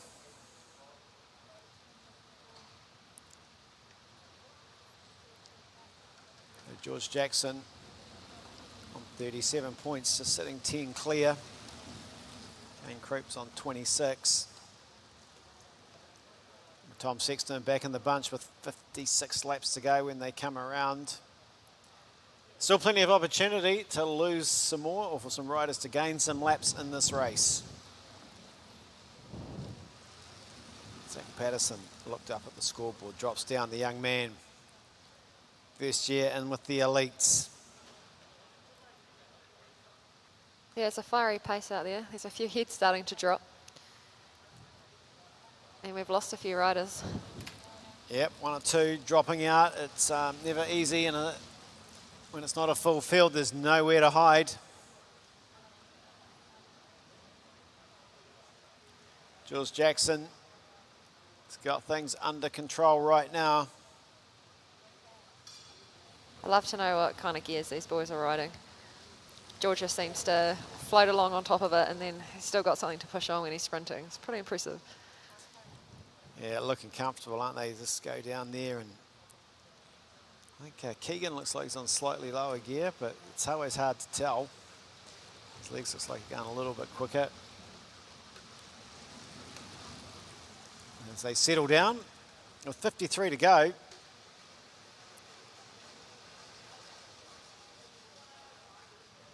So we've got 8 riders left, and we started with 12, so it's been pretty hot so far. Yeah, no, you drink water, no water bottles on the bikes. You've got to go out there hydrated. It's hot, usually in the velodrome. So our leader sits in midfield. That's George Jackson in the yellow colours of Wellington. It's Tasman's Keegan Hornblow leads them into the bell with 51. George Jackson makes the move. Kane Croup's tracking him around the outside. Kean Watts is on the wheel of Croup. Daniel Bridgewater's going to make a bit of a run, but he's got to come from a long way back. George Jackson, he's sprinting well. Takes that one. Kane Croup, Kean Watts, Keegan Hornblow, Daniel Bridgewater.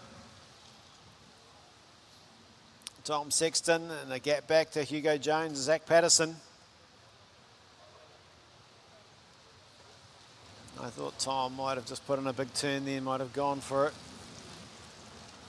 Let's move himself. And there we go. George Jackson, Kane Croup, Kean Watts, Keegan Hornblow, confirming sprint number 7.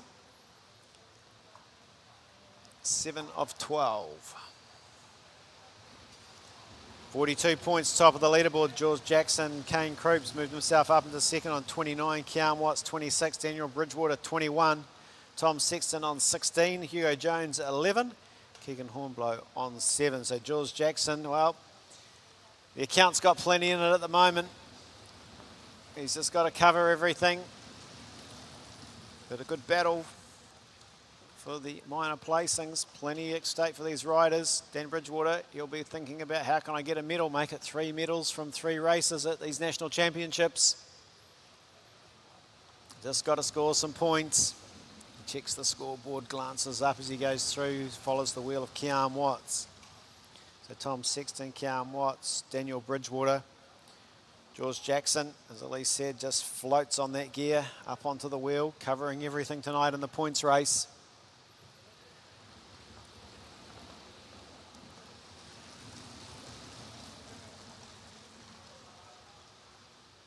Yeah, these guys are pretty happy to keep it steady. I think it stops anyone like Tom Sexton maybe trying to take a flyer and get away. Yeah, he's just controlling the tempo and the pace. Tom's just, he's recovering. Oh, I'm sure he's going to launch something at some stage, but George Jackson will be well aware.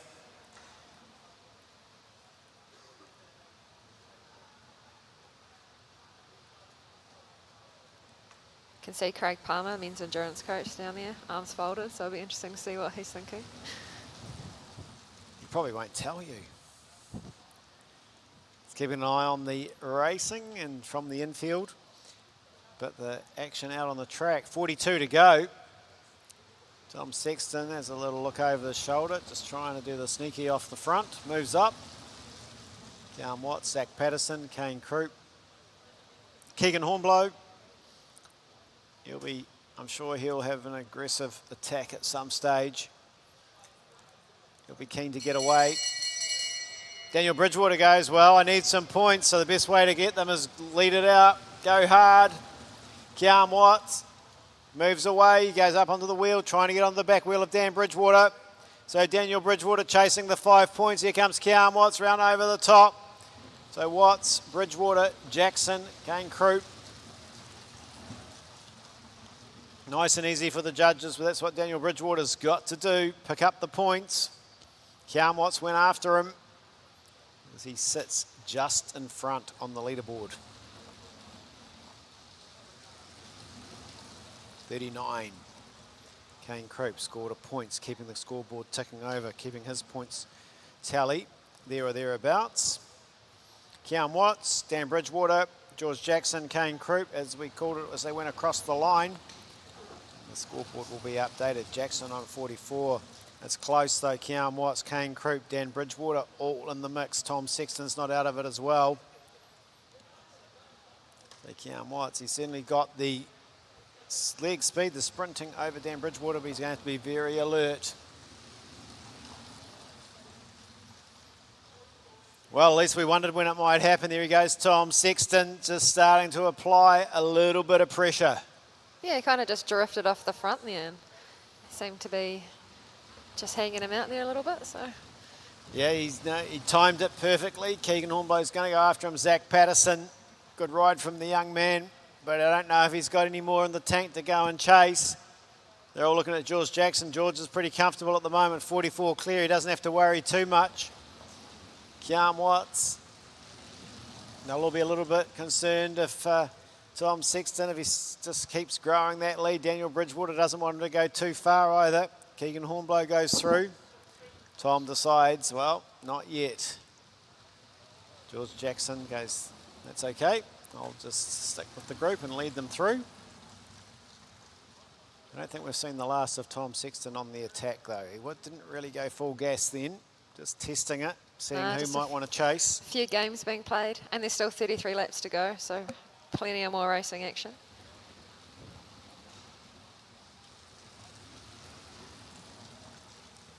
Kian Watts takes them down the back. Kane Croup, Daniel Bridgewater, Tom Sexton, Keegan Hornblow, Zach Patterson, George Jackson.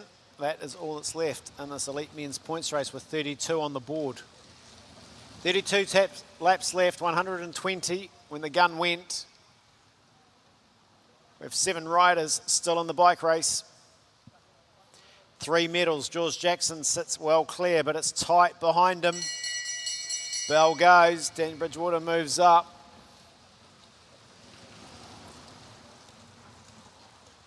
Away he goes, Dan Bridgewater, George Jackson, Keegan Hornblow. So Daniel Bridgewater, George Jackson trying to make the run. Oh, that was very tight on the line. George didn't really need to take the 5. Dan's will be hoping he got it. He put in the effort. And the pace is staying on as well. George Jackson just keeps it on. Then moves up. Has a little look across. Zach Patterson's gone well. 29 to go. I've hung in there till 29 to go. I'll just take a breather, drop a lap, jump back in. Keegan Hornblow drops down the track. They all follow. So that's who's got something left. Keegan Hornblow, Tom Sexton, George Jackson. There we go, 5, 3, 2 and 1. Bridgewater, you got it, Jackson. So Dan Bridgewater moves up into 4th position, just a couple of points behind Kane Croup. Keon Watts there on 32 and 2nd. So it's certainly tight for the silver and bronze. Tom Sexton, Keegan Hornblow, Kane Croup, George Jackson. Now, there's not much elastic left there, so you've got to hang on. You've got to stretch it to the max. Keegan Hornblow goes off the front. Keon Watts goes, well, I'm going to go with them. Kane Croup does as well, and they'll have a little bit of a look at George Jackson.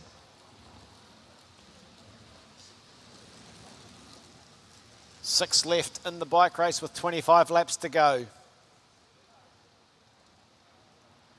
West Coast, North Island, Kane Croup going off the front. Just opened up a couple of lets. Asked the question of Keon Watts to close it down.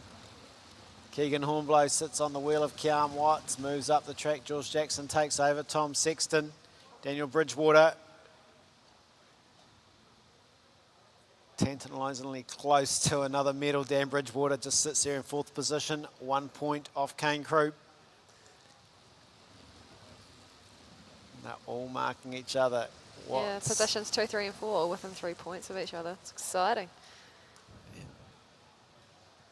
So 6 riders left on the track, 1 clear at the top.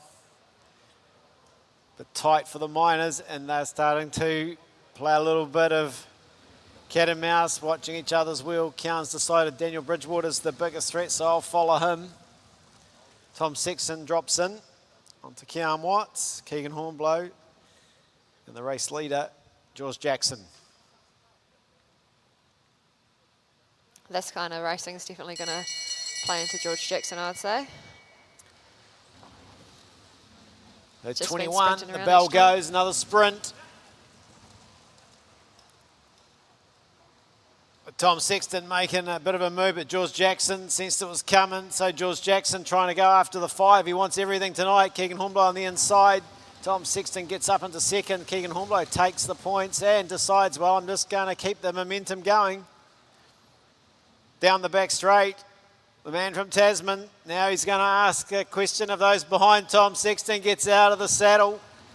Daniel Bridgewater at the back. He's just starting to feel the tempo.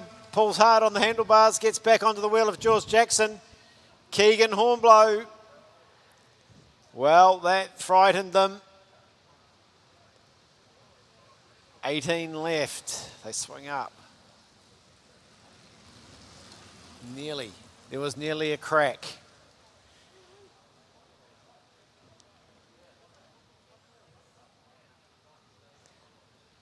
We only have 6 riders left. Half the field's already gone. 17 laps left on the scoreboard. 2 sprints to go and double points on the last sprint. Yep, and we look at it, look how tight it is for 2nd, 3rd and 4th. 32, 31, 29, 19. Tom Sexton on 19, still not out of it, 16 to go. He's not out of the medals. The win will be a little bit far away.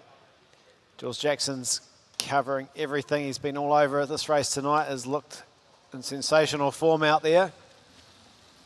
Daniel Bridgewater goes, how can I nick a couple of points? Keegan Hornblow. Keegan Hornblow sees, well, there's forward to the next sprint, and no one wants to go, so I'll go. Daniel Bridgewater goes, well, we can't just let him go right away. Collect the big prize money out front, the 5 points. Tom Sexton. Keegan Hornblow, he's on top of that gear. He's opened up almost the length of the straight. George Jackson doesn't really need to chase. He's well clear. Keegan Hornblow's no threat to his lead. Kean Watts, he'll be starting to think about what Keegan Hornblow's doing. He's on 14, so they'll be doing some maths with 13 to go. If he can get to this next sprint, that's 5. If he can hang on for the 10, puts himself in the mix. George Jackson, Kane Croup, the head drops a little bit. Kean Watts, Dan Bridgewater.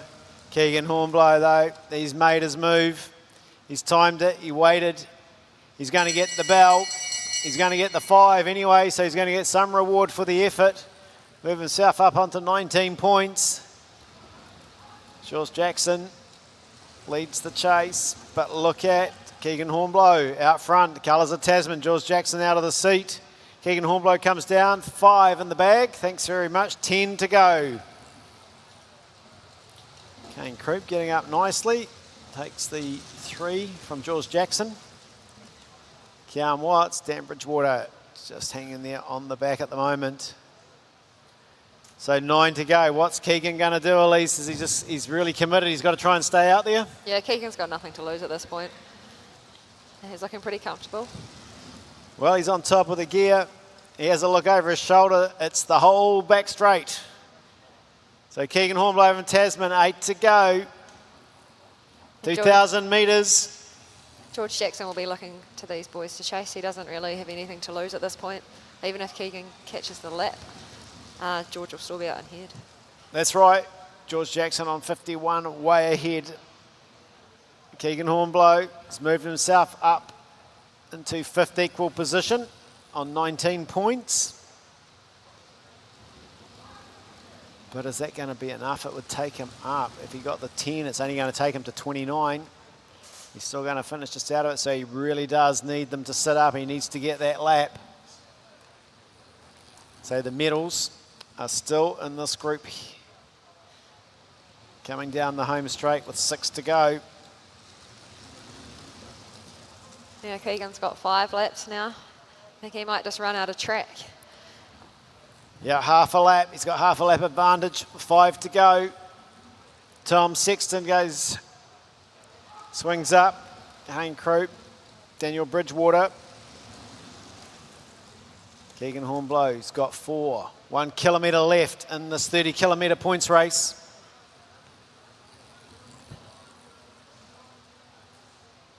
Hornblow down the back. Half a lap advantage. Looks like some of these boys in this group are looking up at the scoreboard and doing some quick math. Yep, you can add 10 to your total. You'd see where he sits, so they don't have to really worry. He's not going to get the lap with 3 to go. So we watch who wants it the most. Tom Sexton's going to go. Well, I'm going to go after it. But Tom Sexton, they're not too worried about Tom as well because they've looked at the scoreboard. If he gets the points, he needs more than the 10. Kane Croup goes, well, I definitely need some points, so I'll go out and try and steal some as well. Remember, there's 10 points on the line, but double all the way down. It's usually 5, 3, 2, and 1. So 10, 6. So Kane Croup into the bow lap. George Jackson still chasing, but here's Keegan Hornblow's going to come around to pick up the last lap. He's going to take the 10. It's not going to be quite enough, though. He gets the 10 points. Tom Sexton. Kane Croup, big battle for the minors. Kean Watts gets it over Dan Bridgewater. So they'll add them up. No doubt about the winner, though. Man from Wellington. It's big George Jackson.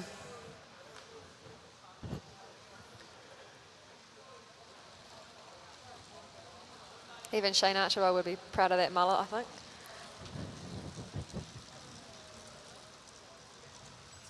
But George Jackson, there he goes down the back. So bronze in the scratch race. He's taken out the points race at the Track National Championships, the elite men's points.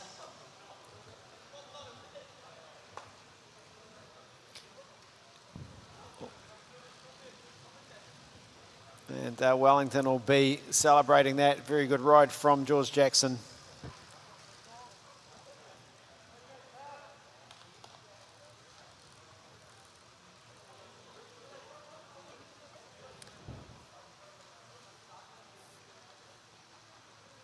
Very happy with his performance, having a yarn there with Kane Croup, who also rode a very good race. Picking up, of course we'll wait for the final results, but going into that last sprint, picking up the silver medal.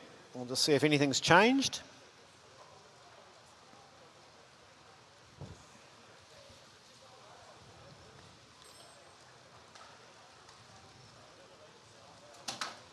Wellington Centre.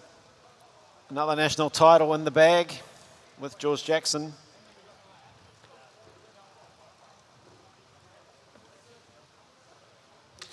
There we go. Oh no, the scoreboard hasn't been updated as yet. There we go. We've got men's final.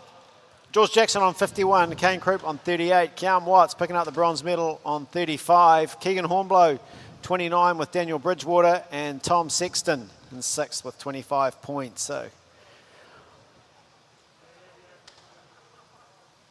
So men's sprint will be back on the track.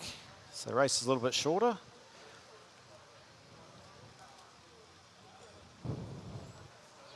So it's Sam Dakin, Kao Lart. So Sam Dakin, top qualifier, didn't have to ride round 1. Kao Lart won his first round ride to move into the quarterfinals. Sam Dakin on the inside in the colours of Auckland. Kao Lart's having a little bit of a smile on his face.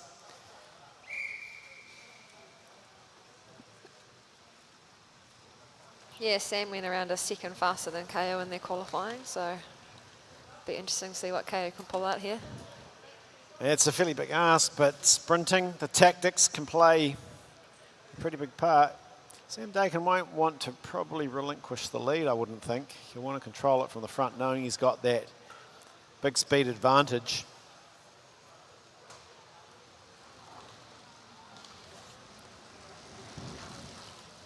Okay, it's a very good bike lane at position. Sam Dakin, Sam got caught out. He's got to push back. He's got to push hard on the outside.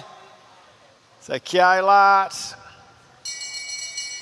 well, he knew what he had to do, did it. But Sam Dakin goes into the 200. He'll have a little bit of speed, but Kao Lart's just sitting there. He's sitting in the slipstream. You don't want to underestimate the little pocket rocket from Tasman. Just Sam Dakin too strong. Goes through to take that. Quarterfinals. Very good move though from Kao Lart. Yeah, the confidence and the bike handling of these riders, pretty impressive. They're just confirming 10.5, 68k an hour for Sam Dakin.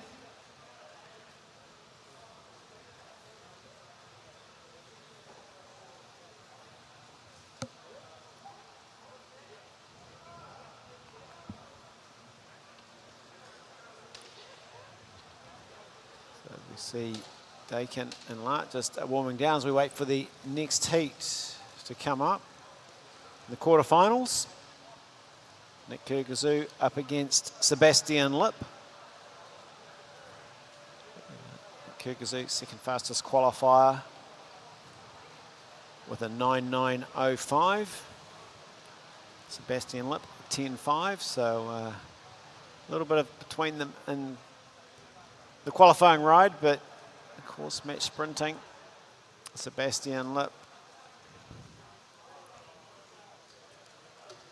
young sprinter coming up, Nick Kurkazu, the endurance rider who loves taking on the sprint, Kilo Kurgi. There's the inside position. The man from Southland rolls away. A big thanks for joining us this evening on Sky Sport Next. Great work by the camera crew working hard out there. The production team. Sebastian Lip in control. On the front. He just wants to, he loves to sort of press the rider, and that's just to try and negate the speed. Nick Kurkazu in the jump. Nick's looking fairly confident. Just using the top of the banking.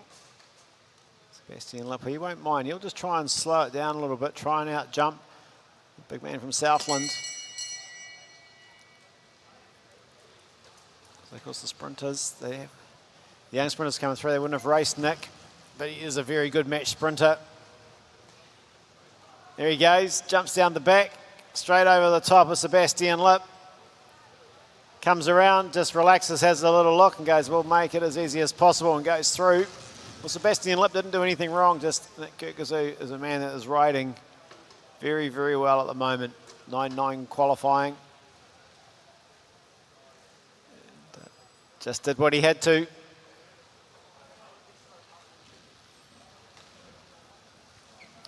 we go. Judges confirm that. Kurkazu straight through. So going to form so far in the sprints.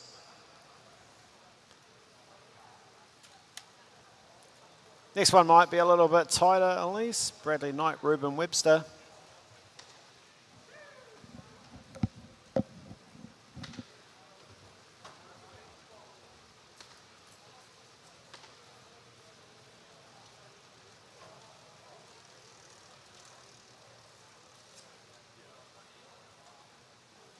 Bradley Knight, Reuben Webster will be making their way up onto the track. Bradley Knight comes up first. Here's Reuben Webster.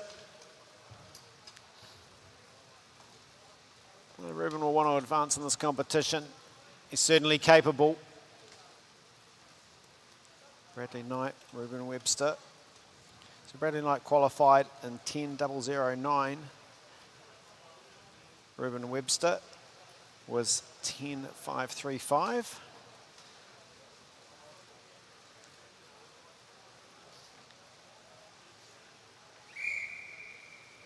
But Reuben won't mind mixing it up. He'll try and put himself in a position to win this. Bradley is the lead-off rider.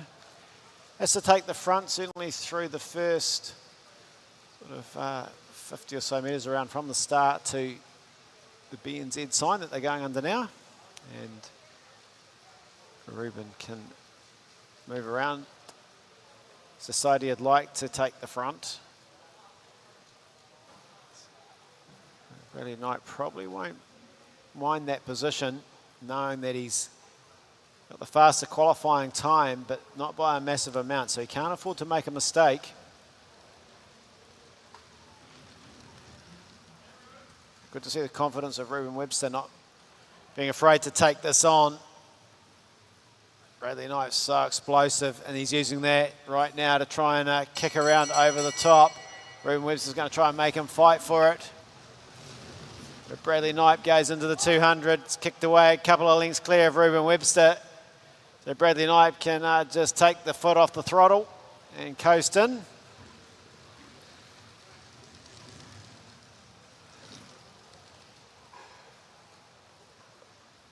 Well, Bradley Knight, he's got that sensational kick from a slow start, at least, and he used it well then. Yeah, that was awesome. Like how he's rocking the no socks. So Bradley Knight confirming that with over Reuben Webster, a 10.4, almost 69 kilometres an hour.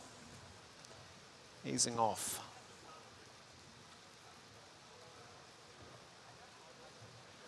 Almost 70 actually.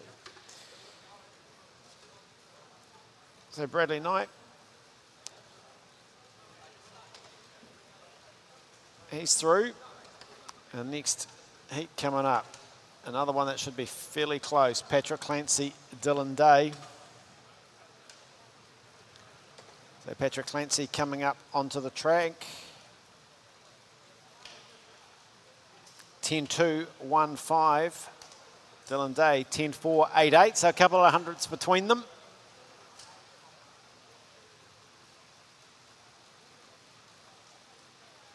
And Dylan Day coming up to the outside. Patrick Clancy will lead away.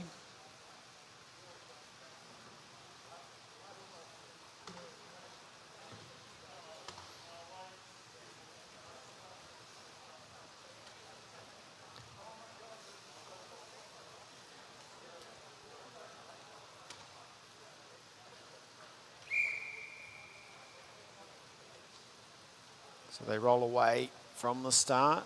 3 laps to sort themselves out, or 2 and a bit. This man across the line advances.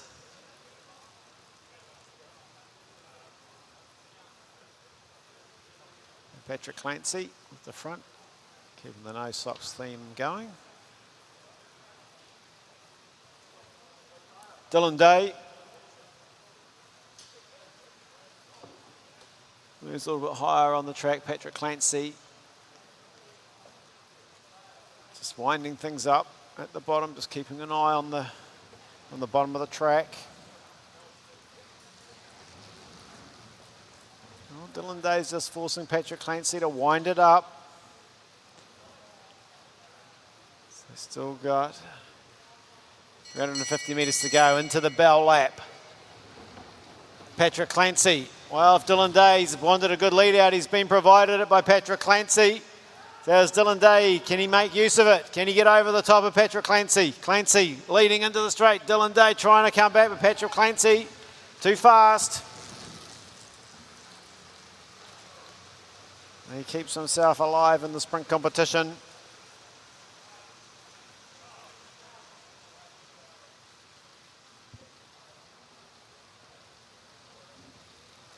And Patrick Clancy with that 11.5 comfortably through.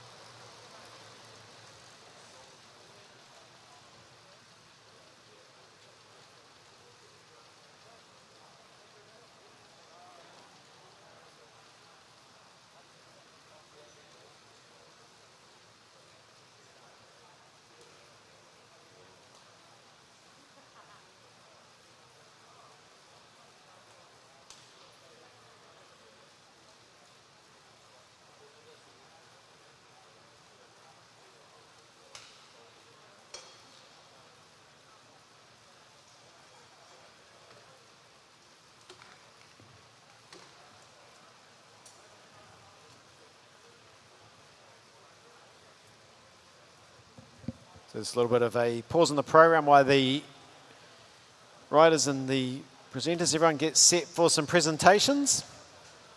So you can go make a cup of tea, come back and watch some riders get the meals. And when we come back, we'll have some more action on the track with the men's under 19.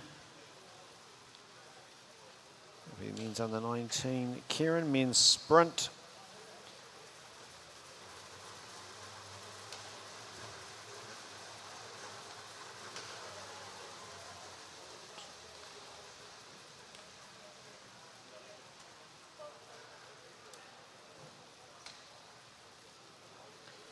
So we'll come back after the presentations. Will be the men's sprint semi-finals, under 19 Kieran first round. Second ride in the sprints, under 19 men's elimination. So plenty of action to come on tonight's program. Thanks very much for joining us on Sky Sport Next. Dale Woodford, Elise Fraser providing some comments.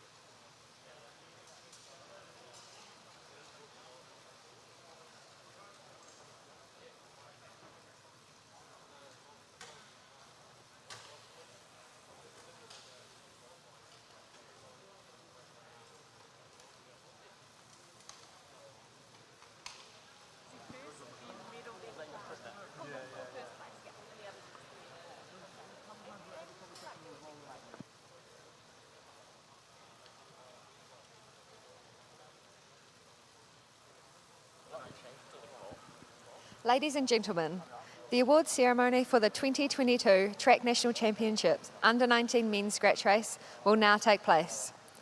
The medals will be presented by Monica Robbers, Cycling New Zealand CEO.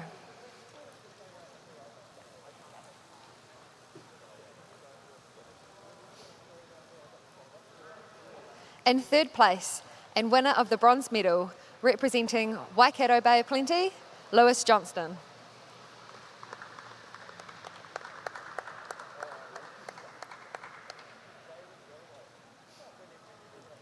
In second place, and winner of the silver medal, representing Mid-South Canterbury, Jackson White.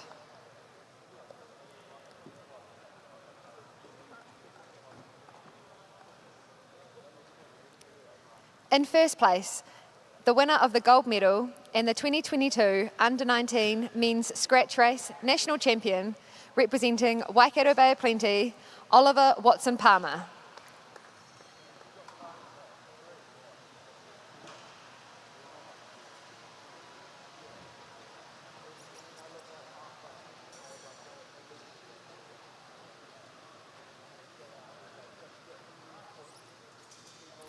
Oliver also receives the NZACA 5 Mile Junior Championship Trophy.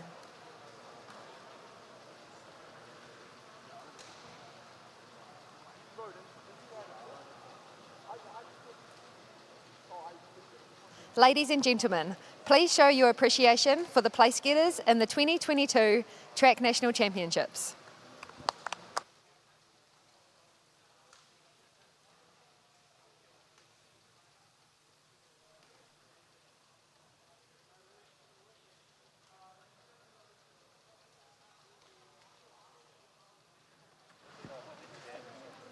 Ladies and gentlemen, the awards ceremony for the 2022 Track National Championships Elite Men's Points Race will now take place. The medals will be presented by Monica Robbers, Cycling New Zealand CEO.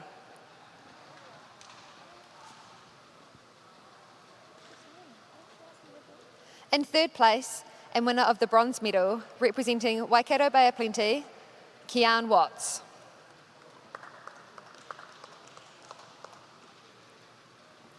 In second place, and winner of the silver medal, representing West Coast North Island, Khan Groob.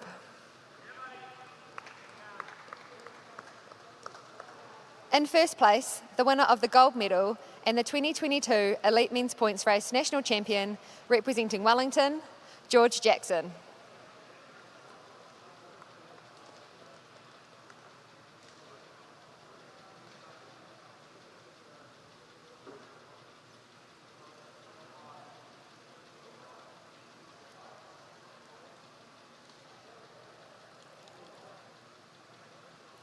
George also receives the Ross Pepper Points Cup.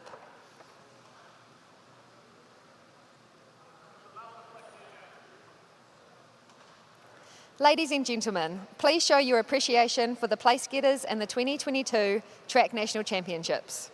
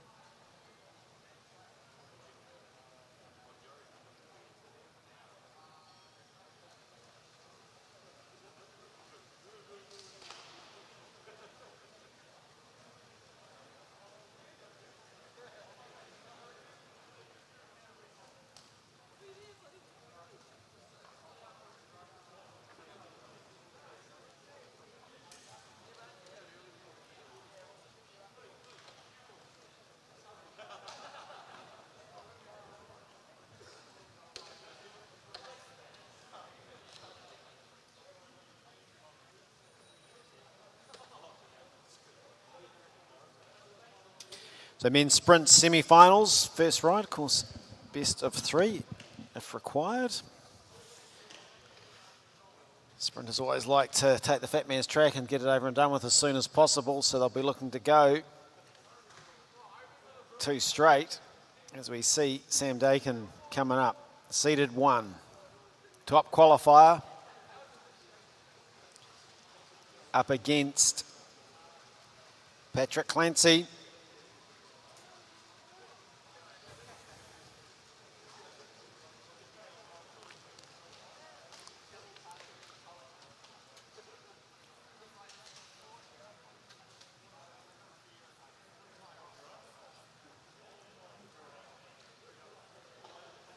Well, Sam Dakin, he is the man with the form here. Number one seed, number 1 qualifier. Will want the national championship title. Patrick Clancy wouldn't mind upsetting him.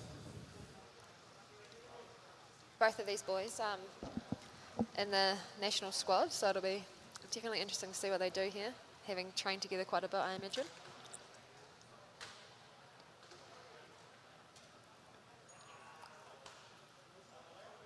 So they'll know each other pretty well, as Elise said, training here together as a part of the national sprint program.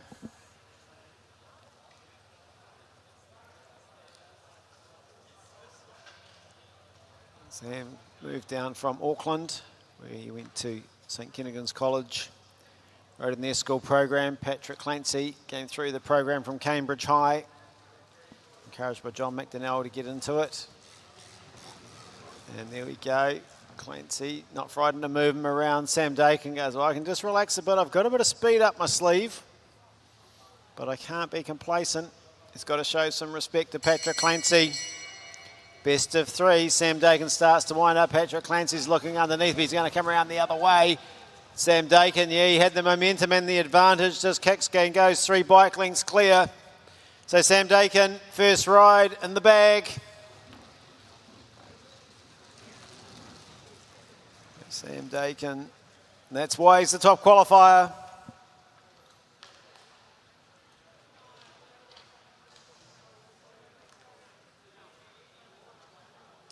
So we see the move from Patrick Clancy, just looking to his left as Sam Dakin had full speed coming over the top on the right. And with that momentum and the power, moved a couple of bike lengths clear, and you're never coming back from there. Sam Dakin goes 1 up in the best of 3, semi-final.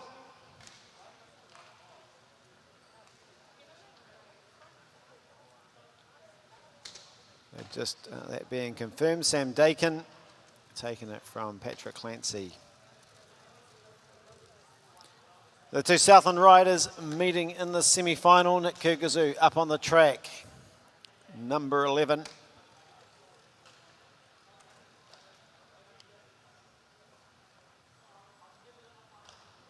And Bradley Knight will come up and sit underneath him on the inside. Here they go.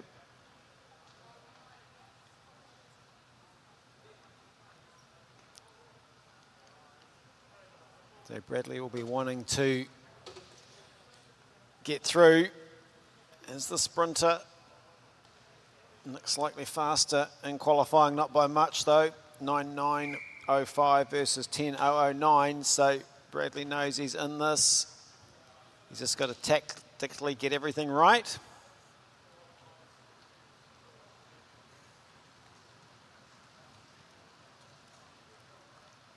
Kurkazu sitting nice and close as they roll round. 3 laps when they roll away, just to sort themselves out, decide who wants to lead out the sprint.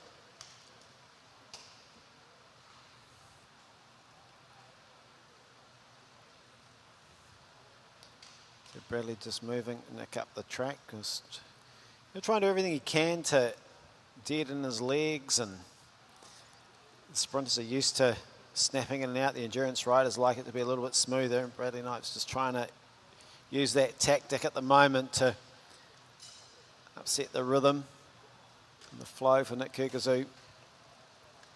He just moves high on the track, moves underneath. So just forcing the pace, just trying to force Bradley Knight to pick up the tempo.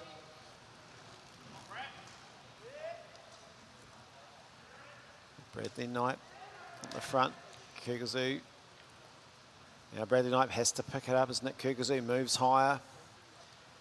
Bradley Knight on the front, starts to wind up. Nick Kurkazu goes, oh, he starts to get the gun. Just relaxes on the wheel of Bradley Knight. Bradley Knight's got a big kick, so you've got to be careful. Down the back, Bradley Knight kicks hard through the 100 at the Gallagher sign. They come around into the home straight. Bradley Knight with the advantage. Nick Kurkazu trying to come at Bradley Knight's ridden that well from the front. He rode it very, very well. Goes one up in the best of three. The young man knew what he had to do and executed it perfectly.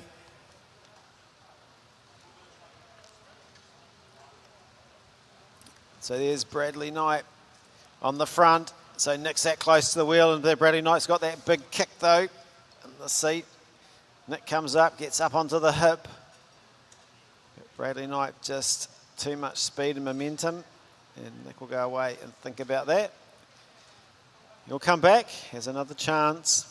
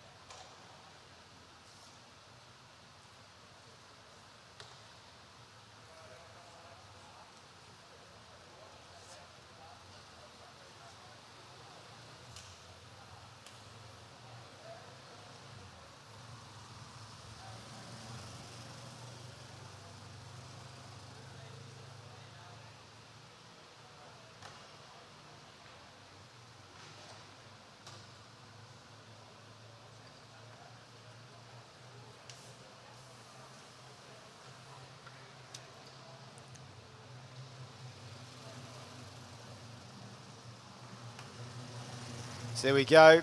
Next up on the program, you can see them lining up down there, is the under-19 men's Kieran, Ronan Sheeran, Liam McKavanagh, Jared Mann, Wilson Hannon, Scott Henderson. Should be, if I've got the right piece of paper, who comes up. Into number 1, Scott Henderson, Southland. And 2, Wilson Hannon, West Coast, North Island.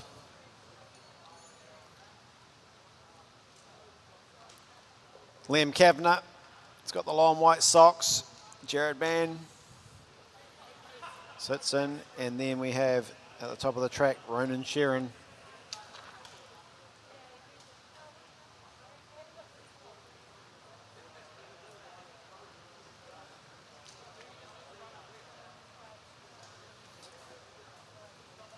So the Kieran, the motorbike will come around at around 25 to 27 kilometres an hour, maybe a little bit quicker. They'll jump in. I don't know the exact speed. Takes them up to about 50 when it drops them off, 50, 55 k an hour.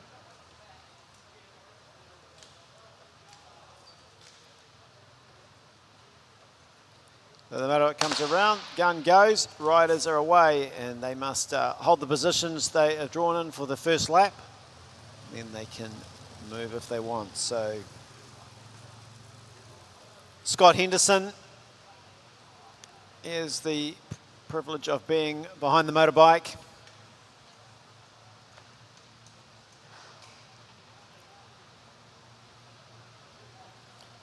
Five on the board as they come through. The motorbike will come off with 3 to go.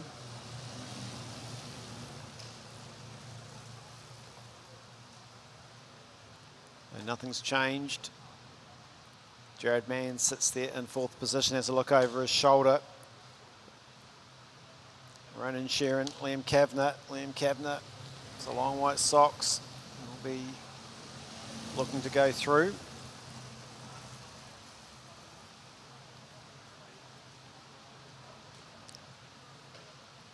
Motorbike will be coming off the track. 3 to go. So he'll drop down onto the apron. Liam Kavanagh goes, well, I'll just roll through to the front, try and take over from there. Ronan Sheeran moves around the outside. Then the big man from the West Coast, North Island. Wilson Hannon. 2 to go. Still Kavanagh. Sheeran. Jared Mann starting to make a bit of a run now around the outside. He's high on the track, Jared Mann. He's got a fair bit of work to do. He's 3 wide. He'll want to qualify. Ronan Sheeran just sitting there comfortably behind Liam Kavanagh. Kavanagh just kicks away. Ronan Sheeran decides, well, we'll go, but they've gone a couple of bike lengths clear, and it's Wilson Hanna on the West Coast, North Island. He's going to come around and get the 3rd spot.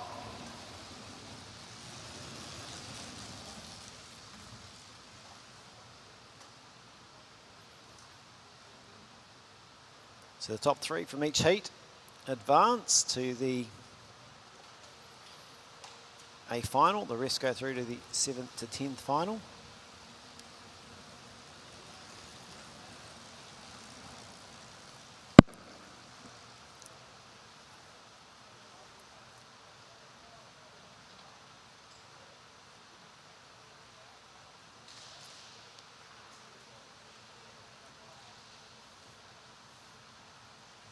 So riders coming up onto the apron.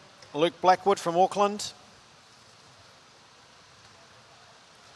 And we have 3 from Southland.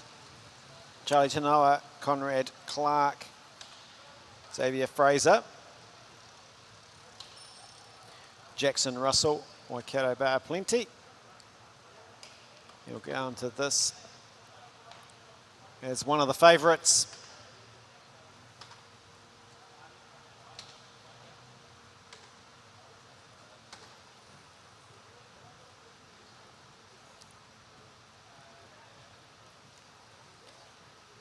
So Fraser's drawn 1, outside him, Tanoa.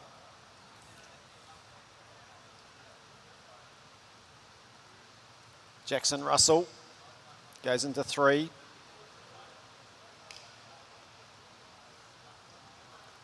Conrad Clark, Xavier Fraser. Sorry, not Xavier Fraser, Luke Blackwood at the top.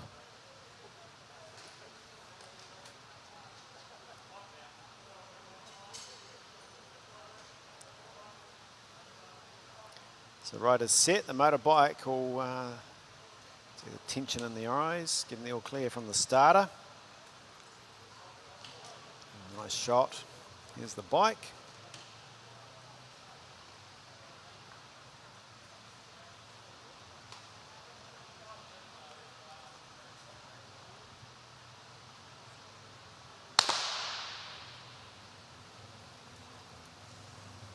Motorbike comes through, and the riders will slot into their drawn positions. 3 will go through to the final. For 1st to 6th place, 2 will go through to the minor final.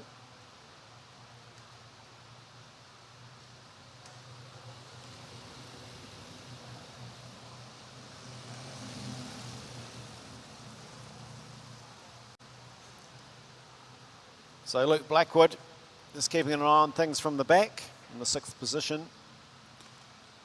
I tell you, he won't finish there.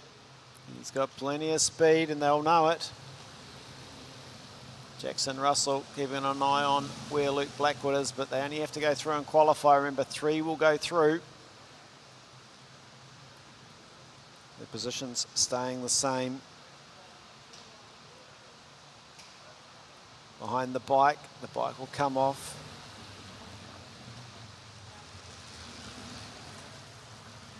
Jackson Russell makes the move around the outside, goes, well, if I go straight to the front, we're out of trouble. Straight away, 3 go clear. Luke Blackwood moving up onto the outside of Jackson Russell. And then the Southland boys are all going to line up behind and fight. Well, that minor Charlie Tanoa puts himself in a position as well. Luke Blackwood takes control. Jackson Russell Sits there in second. No one's committed to the racing line. Jackson Russell goes, thanks very much for leaving the door open. I'll take that.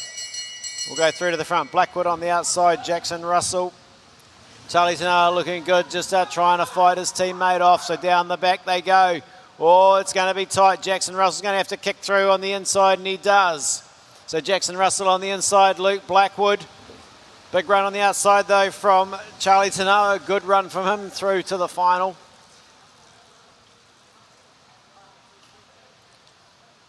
So pretty much as expected. The top riders doing enough just to sneak their way through. So there we go. Jackson Russell on the inside. Luke Blackwood outside. Charlie Tanoa. And they were fighting pretty hard. And behind Conrad Clark, nowhere to go.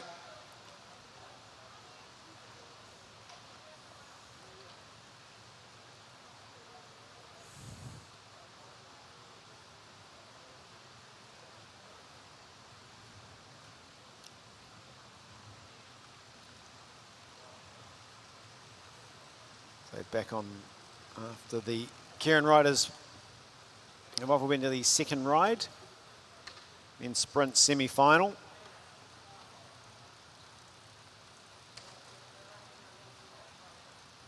Sam Dakin, if you want a good coffee, get his address. Moves up onto the track. Petra Clancy. Knows he's going to have to pull something very special out of the bag to get on even terms and take it to 3 against Sam Dakin.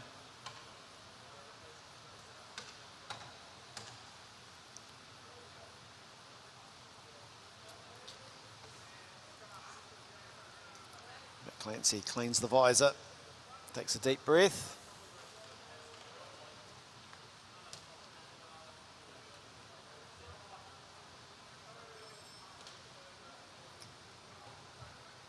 Sam Dakin is all set. Patrick Clancy nervously looking into the visor of Sam Dakin.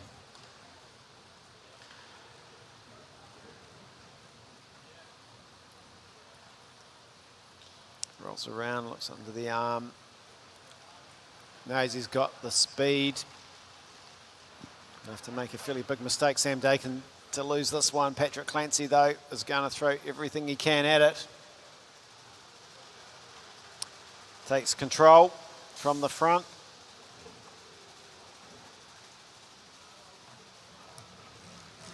Patrick Clancy leading, the man that qualified. Top Sam Dakin. Sam Dakin just sitting off him. As you'll see all good sprinters do, they want a good wheel to run at. So Patrick Clancy winds up at the bell into the 200. Sam Dakin, though, one kick on the pedals on equal terms down the back straight, kicks over the top. So Sam Dakin just backs off a little bit, cruises through, goes comfortably through to the final, 2 straight rides. Sam Dakin is the man in form in the sprints. There's no doubt about that. He is in great form at the moment. Good qualifying for where he's at with his preparation. Of course, aiming towards the Commonwealth Games.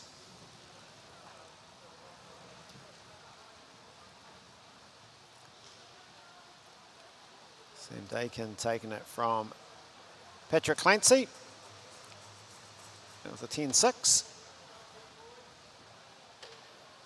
So next ride is Nick Kurkazu and Bradley Knight. Bradley Knight is 1 up.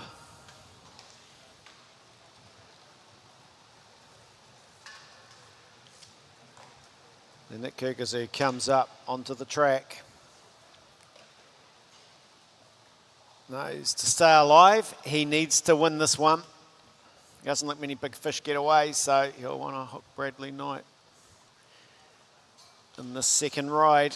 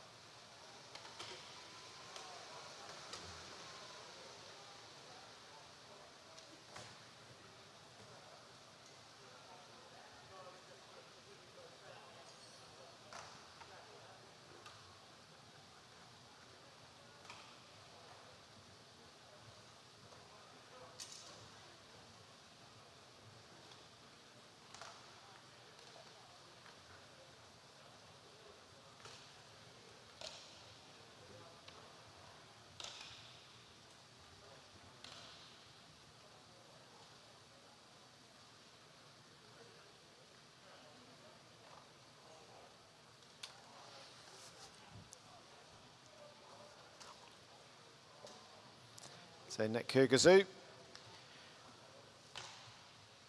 up onto the track and ready leading on the inside.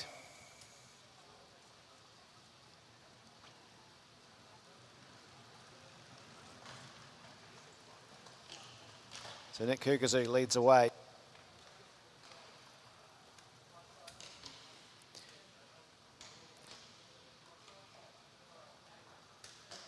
So Nick Kurkazu on the inside. Michelle's at home going, come on. We'll be watching.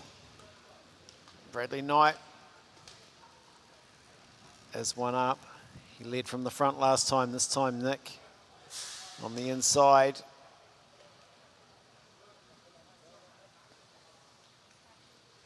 He will want to take the three. Oh, he lets Bradley Knight, the door was open. Bradley Knight's going to come into the bell with the advantage. Nick Kurkazu's got a fair bit of work to do from there.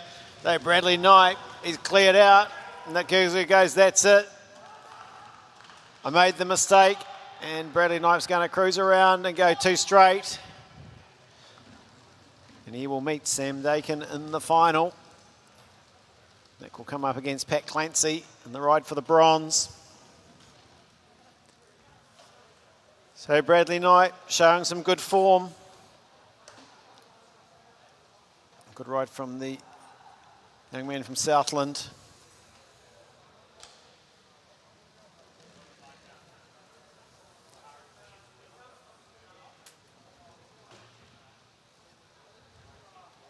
There we go, just being confirmed, 10-8. The time doesn't really matter. Bradley Knight is through to the final where we'll meet Sam Dakin. The sprinters. That'll help the sprint coaches breathe a little easier.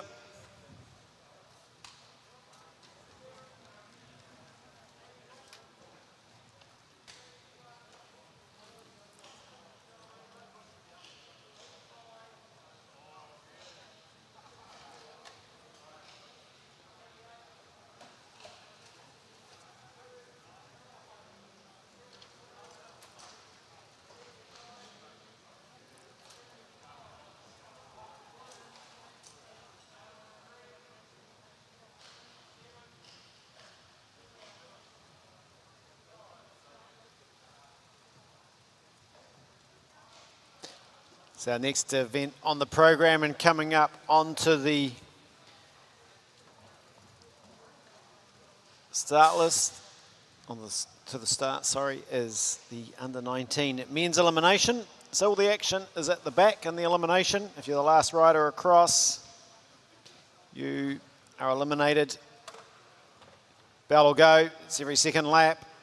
The first lap's often the hardest in the elimination. We will run through the field for you. Lining up on the start, Testing, Ronan 1, Shearing, 2. there he goes. Jonathan Fish in behind him. Lewis Johnson, he's been in great form. Jack Gillingham, Oliver Watson-Palmer. Matthew Davis. Joel Douglas. Marshall Irwood there for Southland. Maui Morrison. Charlie Hegan, Wilson Hannon, Austin Newell, Tom Kerr, Devon Briggs, Jesse Willis, and we'll move down to the bottom.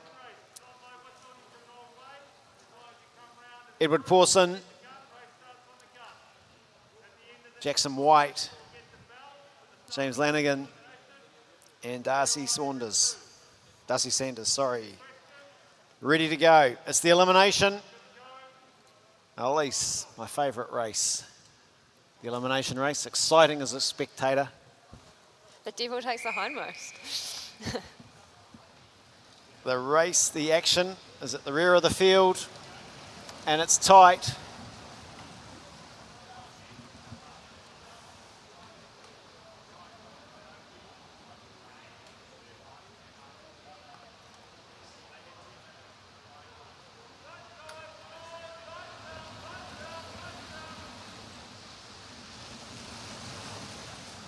So they're rolling around. Brendan hasn't given them the all clear just yet. He wants the group to be a little bit more compact.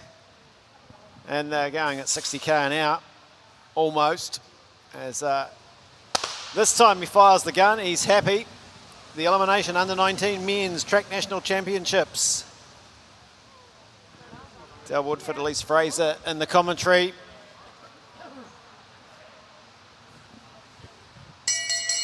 Elise loves these races. Fast under-19 race. It's going to be hard to keep up with. So the bell's gone. Next time round, a rider at the back, and we're going to be focusing on that. Jack Gillingham's high on the tracks. Not a bad place to be. Jonathan Fish tucked up on the inside. Not such a nice place to be. He'll be looking a little bit anxious as he looks across. Rider 72. Well, 72. We've got rider that. That's 72. who we called. Tom Kerr. Tom Kerr, first man out in the elimination. So they start sorting themselves out. Jonathan Fish likes just playing the game at the back. Jack Gillingham doesn't mind doing the same. So Jonathan Fish just moves around a little bit. The guy's tucked up in the middle. Lewis Johnson leads. 82, rider 82. 82 comes 82. out. That'll be Jack Gillingham. So he is out. Bell goes again. They don't have time to hang around, think about it, change position. Lewis Johnson cruises around the outside. He doesn't want to get caught out. Bit of work got to be done by Oliver Watson Palmer at the back.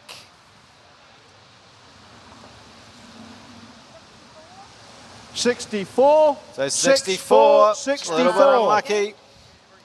6-4. Charlie Hegan comes out in the elimination. Oh, Oliver Watson Palmer got a life, but he certainly got his nose in front.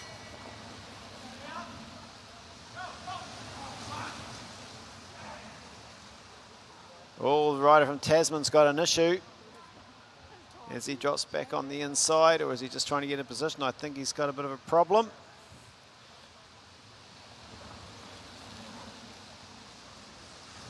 '76.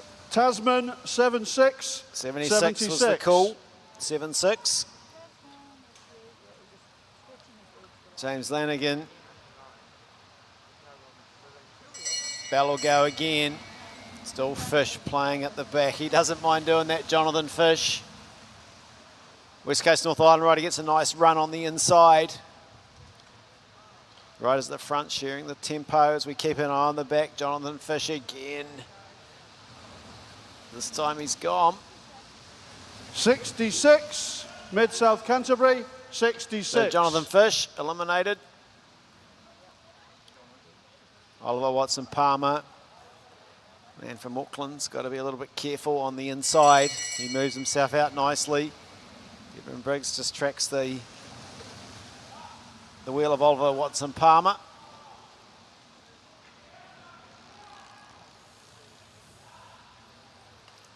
Devon Briggs might be in a little bit of trouble this time.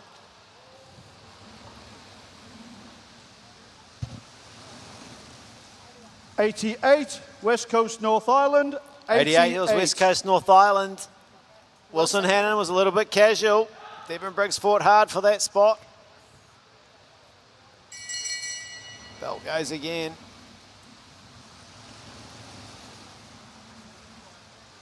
He was down on the inside. You don't want to be down there on the inside. At the back he moves up, but he's going to need the momentum of those in front of him to run forward. He's boxed in a little bit. So the battle at the back, he won't be able to kick through this time. So Devon Briggs will be coming out. 79, Waikato. 79. So we're getting through them. Under 19 men's elimination race. So the Auckland been sharing a little bit of work at the front. Edward Pawson, Joel Douglas, Jackson White sitting there as well. Matthew Davis looking fairly comfortable, just sitting there. Good ride from Matthew Davis. We haven't had to talk about him as we see Lewis Johnson just race around the outside.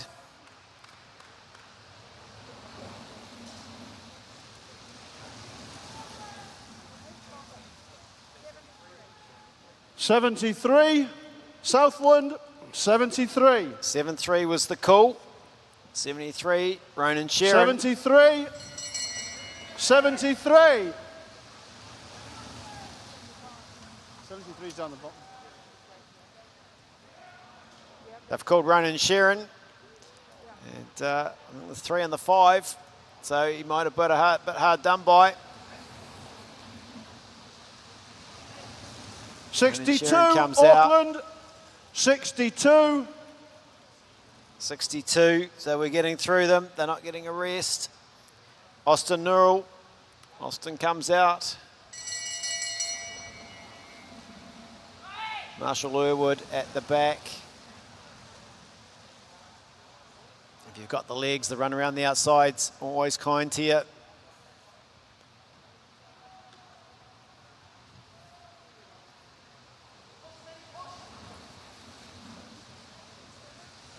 '87, Waikato. So here we go, one of the pre-race favourites, 87. Oliver Watson-Palmer comes out.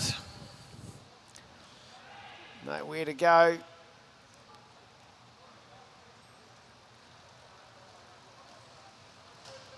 Lewis Johnson, he moves through, sits at the front. Edward Pawson there as well. Joel Douglas, Jackson White making a move from the back.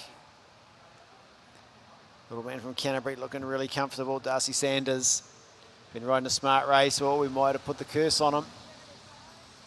75. 75. Southland, 75. Jesse Willis. Got the sandwich, had nowhere to go. He might have got a life last time. So one from Southland still in there.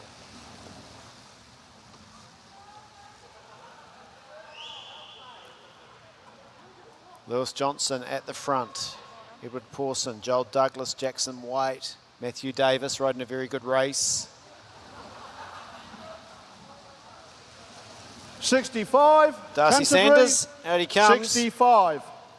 So left in there, Joel Douglas, Jackson White, Marshall Irwood, Lewis Johnson, Maui Morrison, Kyle Atkin, Matthew Davis, Edward Pawson. So Maui Morrison, we haven't had to mention his name once throughout the night. He's going well in the elimination. Marshall Irwood also still sitting at the back.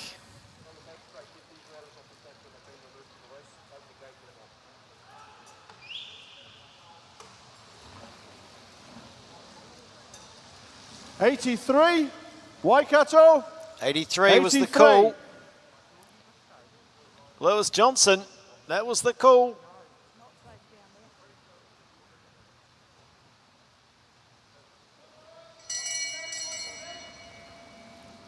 Well, I wasn't looking, I was watching at the screen, so I didn't see that one. Lewis Johnson, he'd been riding well, dominating at the front. Matthew Davis doesn't want to get caught out, so he makes a big run. Maui Morrison. So Jackson White in control at the front. Marshall Irwood will be this 69, time. Southland, 69. So Marshall Irwood comes out. We're down to the last 5. So 3 more to be eliminated before the 2 up. Final sprint. Jackson White, Matthew Davis riding well in the elimination. He's got to bite the teeth a little bit more, and he's doing the right thing, moving up around the outside. Maui Morrison sits outside of him. What's Mary going to do? He's going to need the big sprint around the outside. That was 63, tight. Auckland, 63. Edward Pawson comes out. Edward Pawson just got caught in the middle, a little bit unlucky, but it was the right call from the judges. He just got to wait till he gets off the bend to come out. It's a bit 63. Edward Pawson comes out. Has to settle for 5th.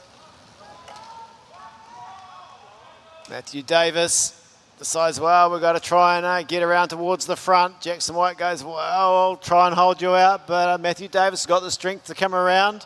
Maui Morrison, big run on the outside. Ooh. 67, Mid-South Canterbury, 67. Whoa, 67, Mid-South Canterbury. Jackson White, I felt that was a little unlucky. That's the elimination. I think the man inside him thought he was gone.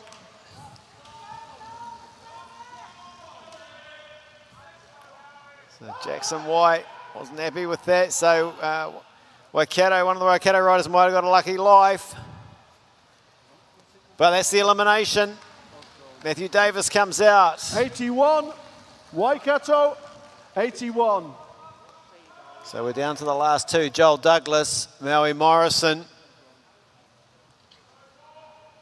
So Joel Douglas, what can Maui Morrison do? Bell goes, he's biting hard on the handlebars, the teeth are gritted, he drops the head. Joel Douglas just stands and he's going to move away to take out the under-19 men's elimination.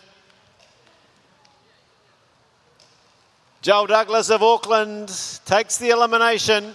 Maui Morrison will pick up the silver medal. Matthew Davis, very good ride, taking the bronze. And slightly unlucky Jackson White, Mid-South Canterbury, settles for fourth.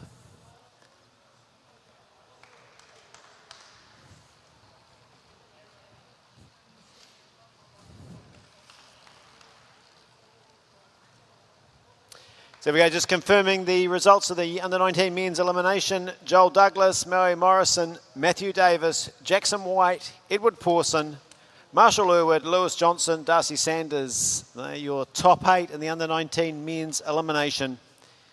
Here's the national champion, Joel Douglas. Very good ride from the Aucklander, was only in trouble once. And then when he decided to go, I'm not going to play that game anymore, never looked like being eliminated. Might have got a life there at one stage when he was almost in trouble.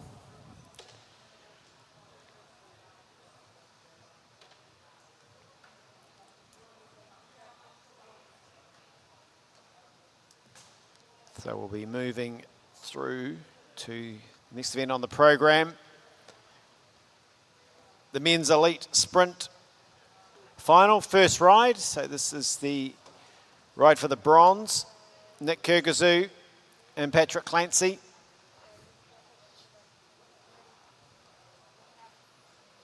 There we go, Patrick Clancy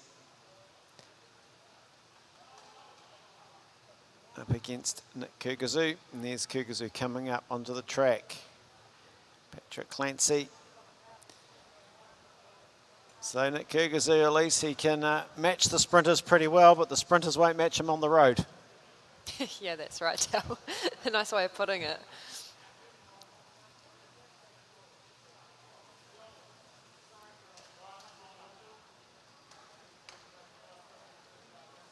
So Patrick Clancy, he'll really want this.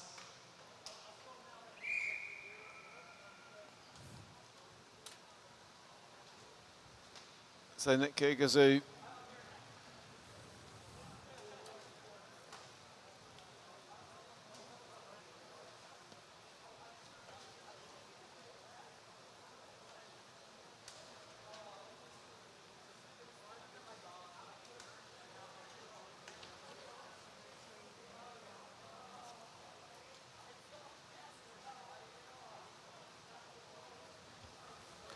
So Nick Kurkazu on the front, Patrick Clancy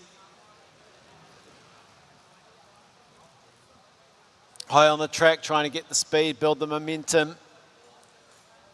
So Nick really wants to take this. Patrick Clancy, though, he's hungry for the bronze in the elite men's sprint competition. So Nick Kurkazu winds up, goes hard, kicks hard into the 200. He's got a couple of bike lengths, but the speed of the sprinter, Patrick Clancy, gets out of the seats, closed the gap a little bit, but he might have left himself a bit much to do. So Nick Kurkazu goes one up in the best of three for the bronze. Well, he knew what he had to do, Nick Kurkazu. So he can go back, relax, one up. In the best of three men's sprint final for the bronze. Patrick Clancy, he's not out of it. There we go, just confirming 10-6, Nick Kurkazu. He's not worried about the time, it's that first, getting the wheel across the line in first place. Best of three.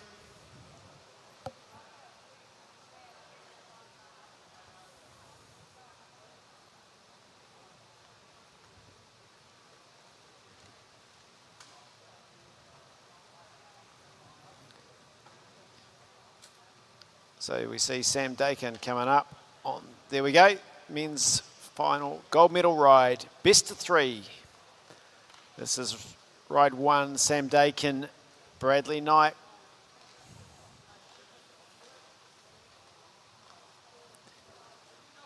There they're coming up.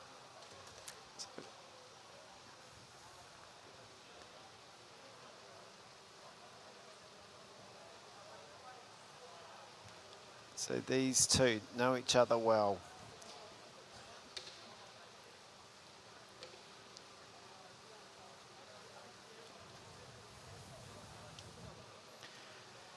Sam Dakin, top qualifier, wants the national title.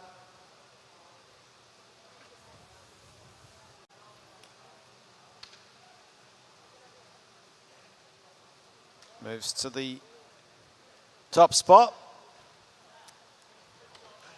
Bradley Knight just getting the feet in, the straps done up nice and tight.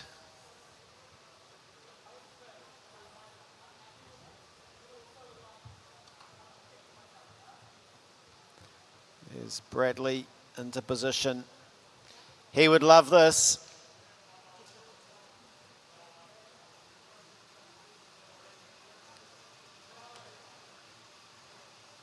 So, don't see that so often. Bradley Knight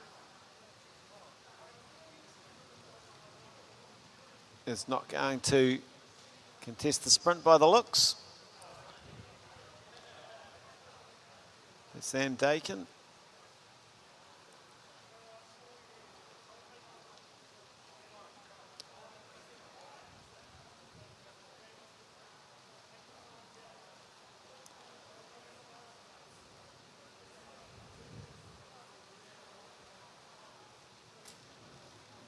Sam Dakin's rolling around. We will see what's happening. Bradley's just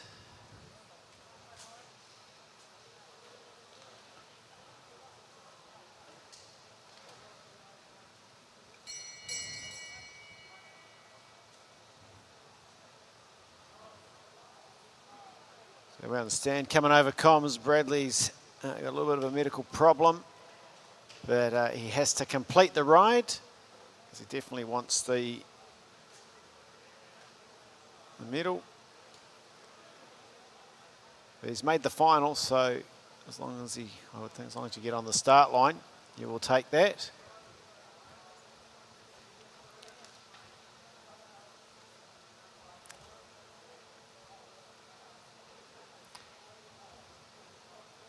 So fought well to get through to the final. Bit of a shame that he couldn't contest that the way he would have liked to.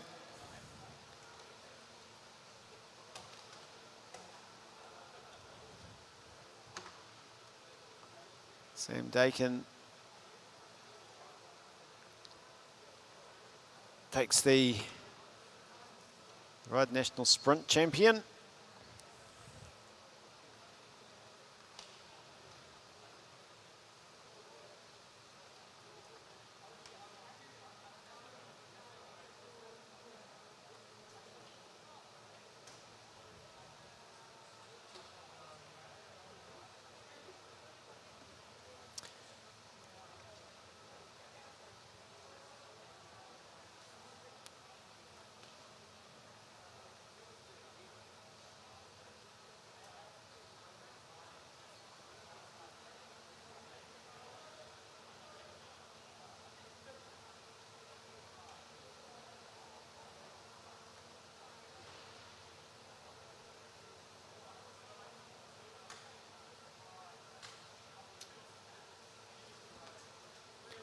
So we're just going to have a little bit of a break while we go into the award ceremonies.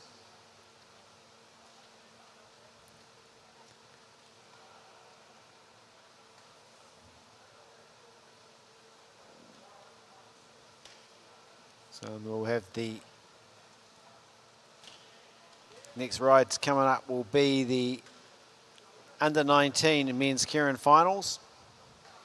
7 to 10 will be first, and first to 6. 1 to 6 will be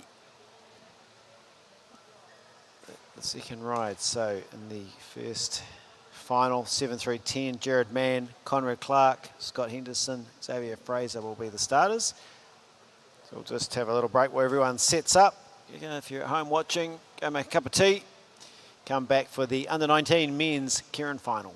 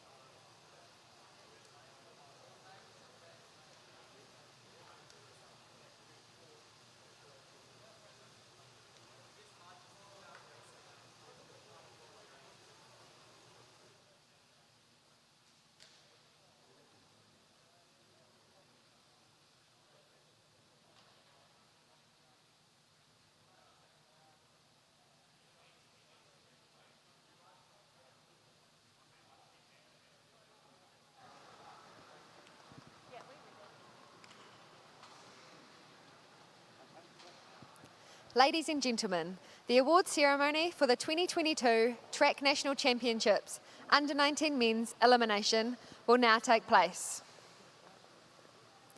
The medals will be presented by Michelle Henderson from Cycling New Zealand Board.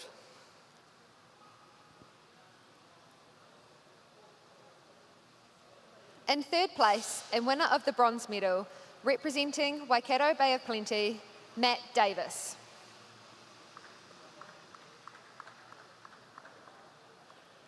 In second place and winner of the silver medal, representing Waikato Bay of Plenty, Maui Morrison.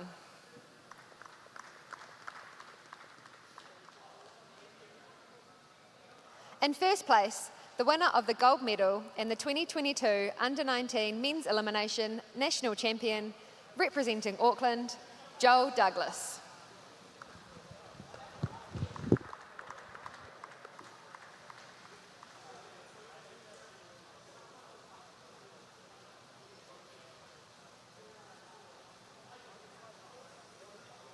Joel also receives a New Zealand native plant from Amber Garden Centre.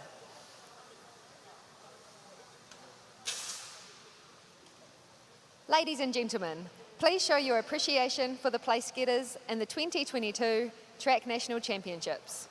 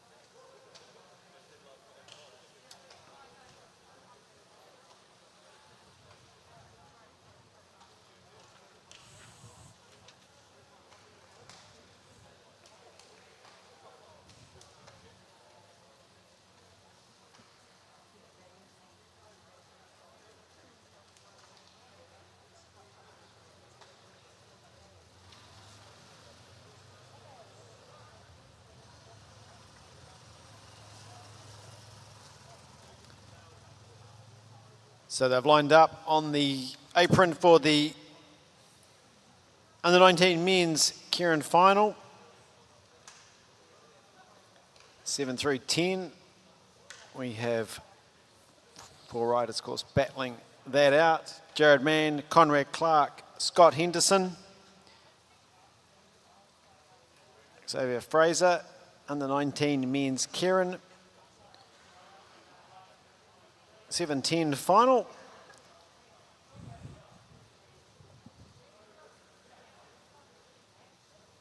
Brendan's checked the riders already, and the motorbike will come around.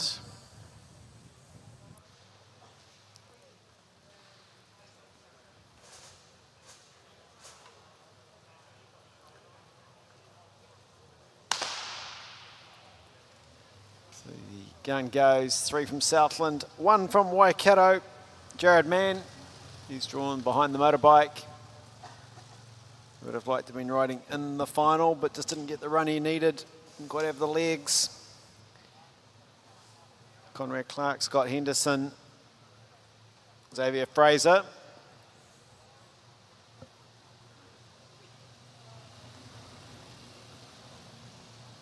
There's Scott Henderson, Xavier Fraser, Conrad Clark's the order of the Southland riders.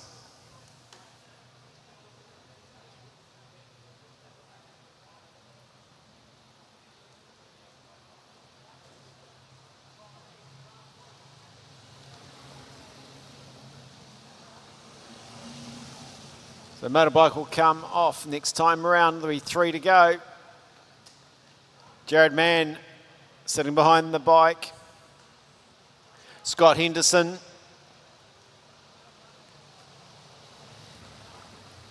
Conrad Clark at the back. Big man from Southland just backing off a little bit. I've decided to open up pretty early. So Jared Mann, he's going to have to respond to hold that inside position. Conrad Clark's cleared out though. 2 to go, being chased by Jared Mann. The others, they're just going to follow them around and have a good look from the back. So Conrad Clark being chased. Jared Mann, can he get on even terms? He's got up there now. Has he got enough horsepower to go over the top of the Southlander? Conrad Clark, he went from a long way. Jared Mann's coming hard and gets it on the outside, just on the line.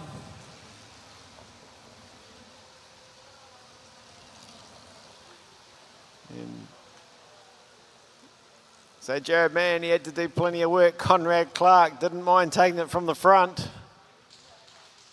So we'll 7th place for Jared Mann from where I was standing. Of course, we'll wait for the official results to come up.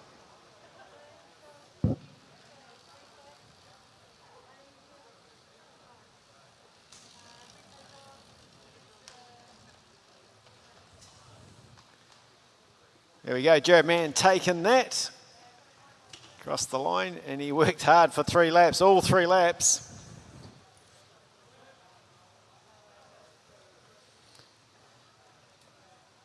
So under 19 men's Kieran final is the next event.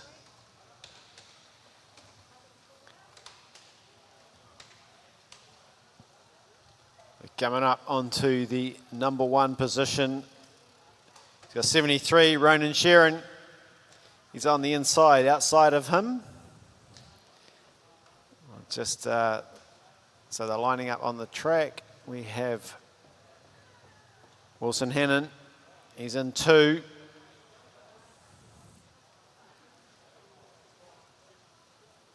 The camera's just coming up to the top of the track. It'll be Luke Blackwood inside him. Charlie Sanoa, Jackson, Liam Kavanagh.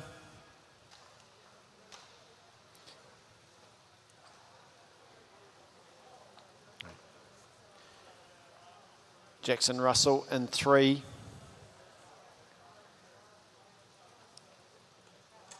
Only sharing at the bottom. Everyone's given the all clear. Motorbike comes around, under 19 men's Kieran final. At the top of the track, Luke Blackwood, he'll settle in at the back. Ronan Sheeran will have to take the bike for the first 3 laps. Everyone's away nicely.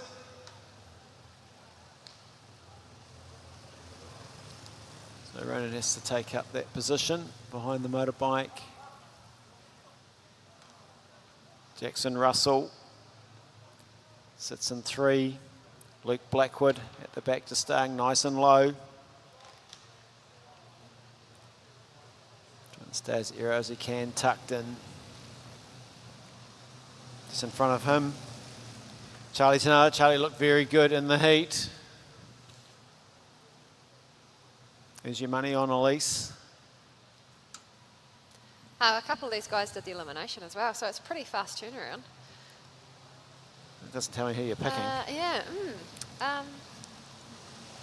Jackson Russell. Russell, yeah. Jackson Russell, yeah, he's been preparing for this specially. Didn't ride any of the races earlier in the night. Focused on this as Luke Blackwood starts to make a little bit of a sneaky run around the outside. Jackson Russell moves. Liam Kavanagh just relaxed. Luke Blackwood going to the front. Ronan Sheeran gets out of the saddle, pushes up. Jackson Russell has to settle in on third wheel. 2 to go, so plenty of time. Man from the West Coast, North Island, Wilson Hannon just getting pushed a little bit by Jackson Russell, but he wants to get out of there, but he won't be able to do it. There's the run coming from the back. Oh, big run from the back. Jackson Russell might find himself a little bit boxed in. He's got a lot of work to do from there. So Luke Blackwood on the outside. Jackson Russell's hoping that the garage door will open, but it's not going to. He's got the full tilt in front of him. So coming around the outside, Charlie Tanoa's looking pretty good. Ronan Sheeran takes it. What a ride by Ronan Sheeran. Smiles, he can smile all right. That was a very good ride.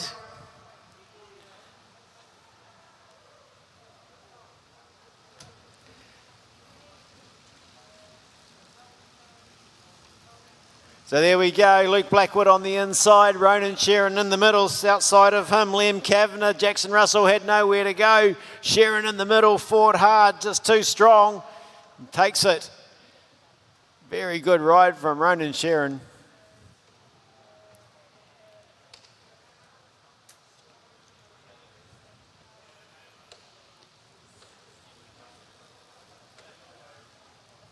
So that was a really great men's, under-19 men's Karen final. You've got to be brave to ride those. They're fantastic to watch, fantastic to call, scary to be a part of. One apiece, Elise, as we go into the bronze medal. Nick Kurkazu, Patrick Clancy.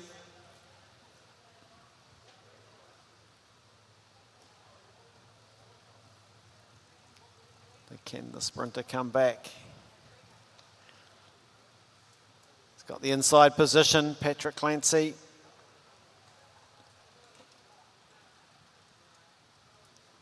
Concentrating.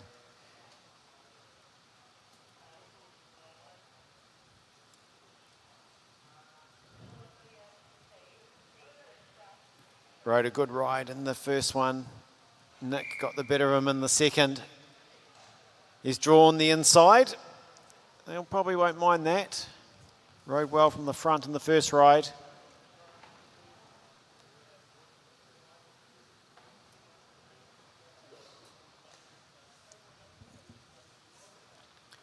And Patrick Clancy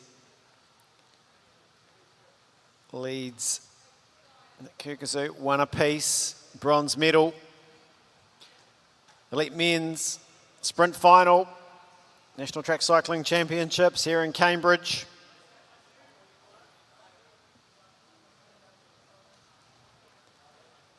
Patrick Clancy just staying low on the track, trying to control. Nick Kurkazu gets out of the seat, so Kurgie wants to get the pace a little bit higher.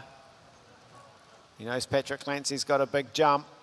So Clancy trying to control the pace, just trying to dictate the tempo. He moves up the track. So, he nearly left the door open. Kurgie didn't quite have enough to get through it, so now he's got to get the gear going. He's in the slipstream. Patrick Clancy There goes Kurgie down the back. He's kicked early. He's got up. He's got over the top of Patrick Clancy. So Nick Kurkazu. Kurkazu comes around, takes the ride, takes the bronze medal, men's sprint.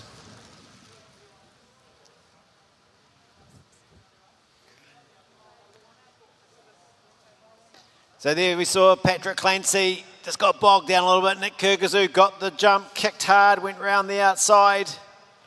Stayed high, had a look, knew he had too much momentum. Nick Kurkazu takes the bronze.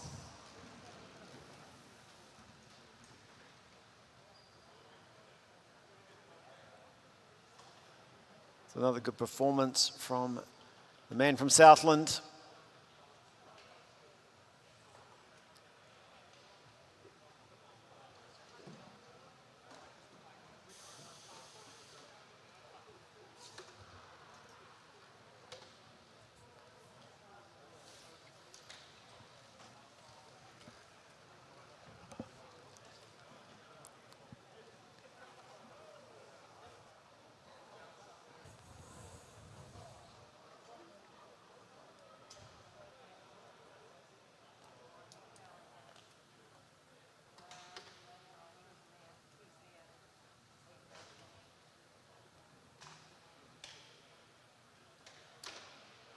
So Sam Dakin comes up. So of course they have to start. Bradley has to take the start line. It's pretty much a ride over. So not the way they would have wanted to end this men's sprint final. Bradley's coming up onto the top, so he might be feeling all right.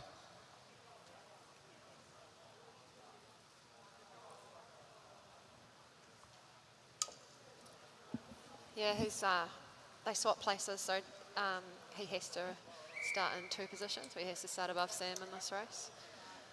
Let's see what he does here.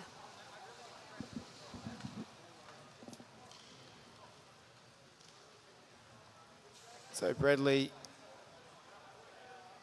starts. Sam's just able to roll around, and we'll take the men's sprint final. So definitely not what he would have wanted in his build up to the Commonwealth Games and the sprint competition. Unfortunately for Bradley, likewise, we hope he's feeling okay.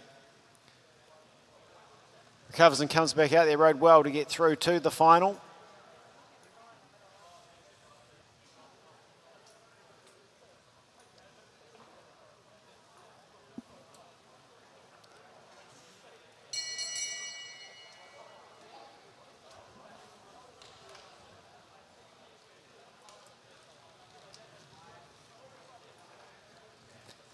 Bradley light rolls in.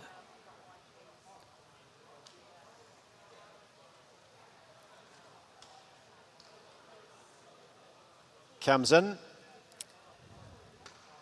Sam Dakin, Bradley Knight.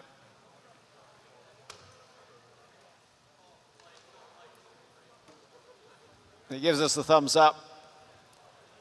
So he will have the national champions jersey for some sprint competitions, and no doubt he'll be able to wear that. Some competitions around the world in there. So they keep building up towards the Commonwealth Games and then World Championships, and of course the long game through to Paris.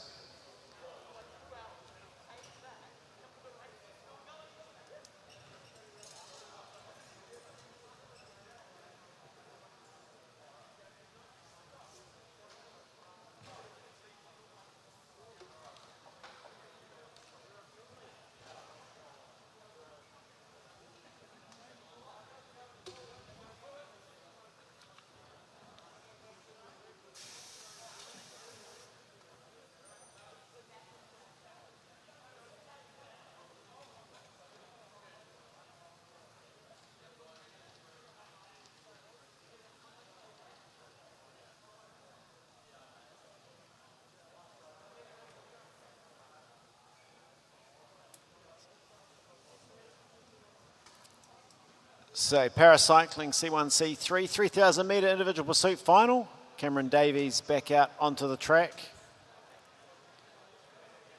4,000 metres.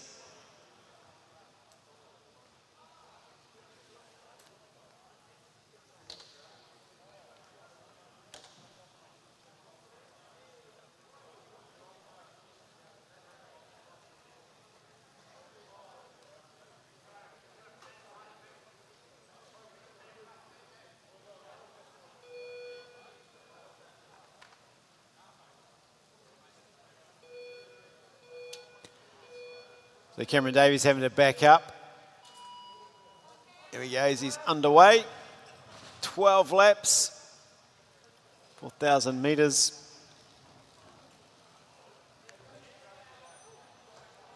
So I wonder when the last time they had to do a qualifying and then just a few hours later come back in and do the final.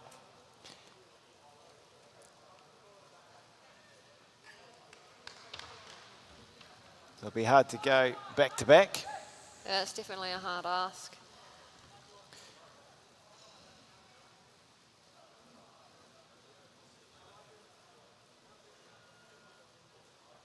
So what would be the process for them, Elise, with such a short turnaround from their first ride earlier this evening? I imagine they would have got off the track, got in some simple sugar straight away, jumped on their bikes, done a bit of a roll and a spin, had a debrief with the coach, and put their feet up for a little bit. Come back out and line up. So Cameron Davies, he's got 9 to go. He settled in nicely to his ride. He's always nice and smooth, and this will be a big challenge for him going back to back on the same day with a short turnaround.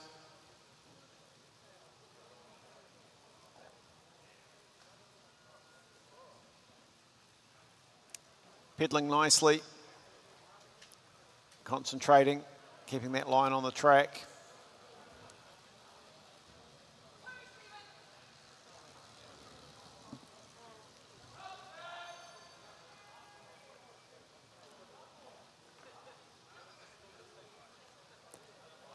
There's the double discs on, so he's trying to get as aerodynamic as possible. His favourite helmet, tucked in.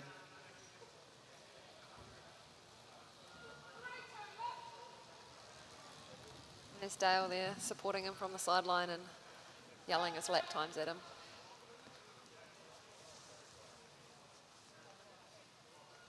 Imagine it's a pretty lonely ride out there with not much cheering. Yeah, it's a hard place to be in this red light level we're in at the moment. No crowd. There's usually a lot of people spurring him on, and in Chicago last year when he rode the 4,000 metre individual pursuit, there was a lot of support for him. But he'll be in his own zone. Would have done a fair few laps around Manukau without anyone in the crowd. The old seagull keeping an eye on him and the plane flying overhead.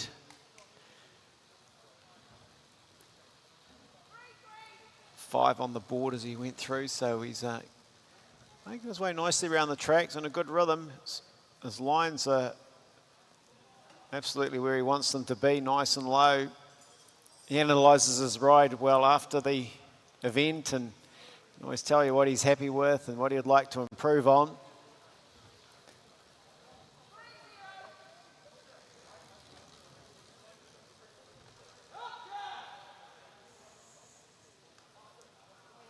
He's riding nice and smoothly. He's holding that position well. Just ticking along.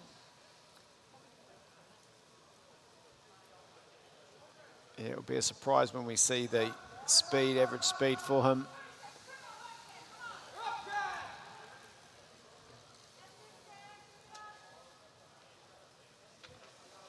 Oh, he's got the grimace on the face, so he's trying to get a little bit more out of the tank. He's got 2 to go, 500 metres. He really wants to finish this strongly.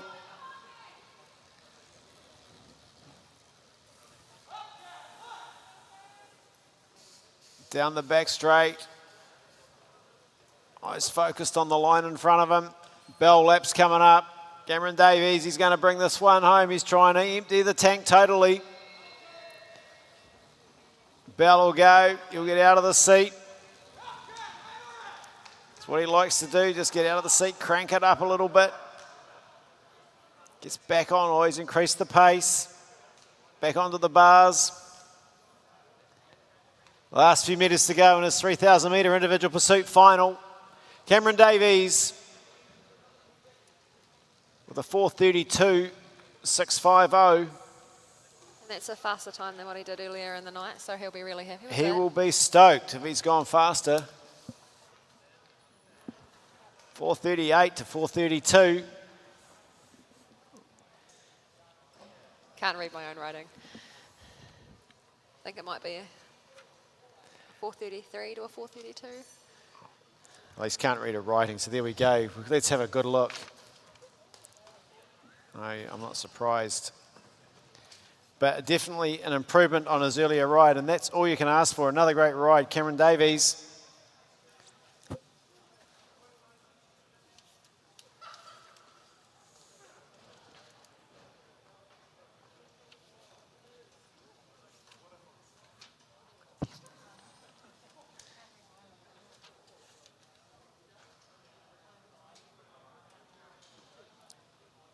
So the next final as we move on to the men's paracycling C4 or C5 4,000 metre individual pursuit final. For the bronze medal, Nick Blenko, Ion Edwards.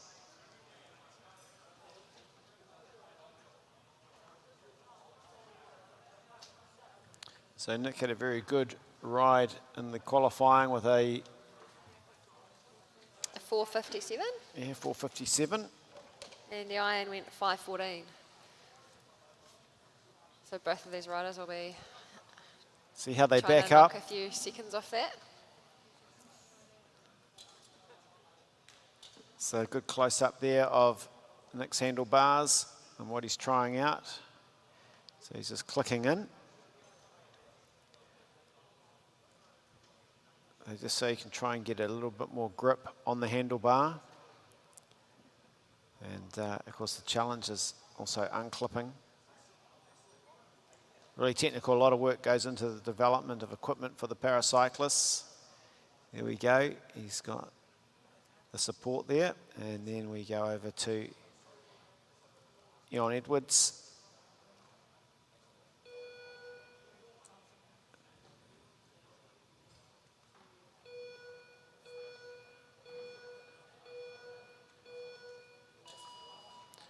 So Nick away nicely.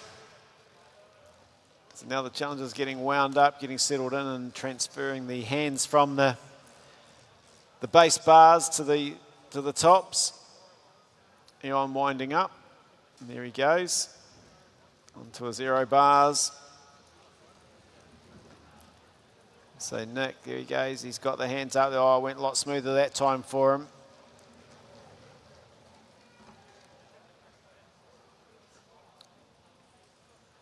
So Ion chasing that 5:14 from this morning, and also the bronze,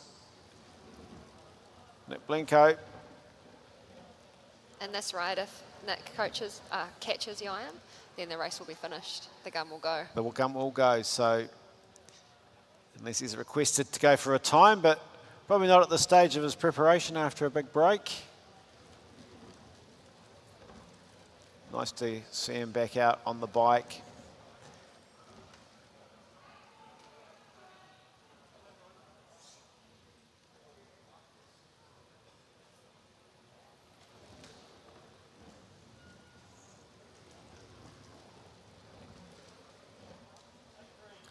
Ion's riding well though. He's got a great style, really good pedaling style. Nick Blenko sits there looking comfortable in the colours of Auckland.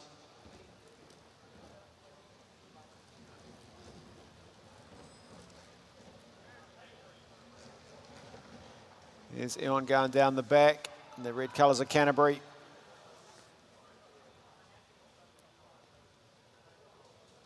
And he'll make some big improvements over the coming years, a young rider.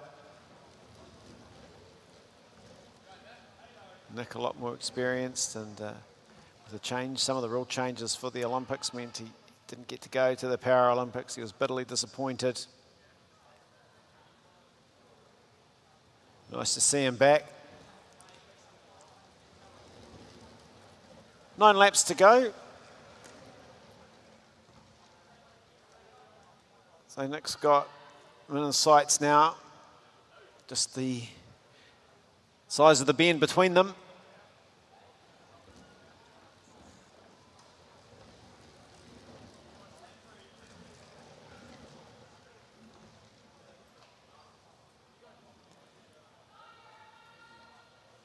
Ian's putting on a good pursuit here. He doesn't want to be caught.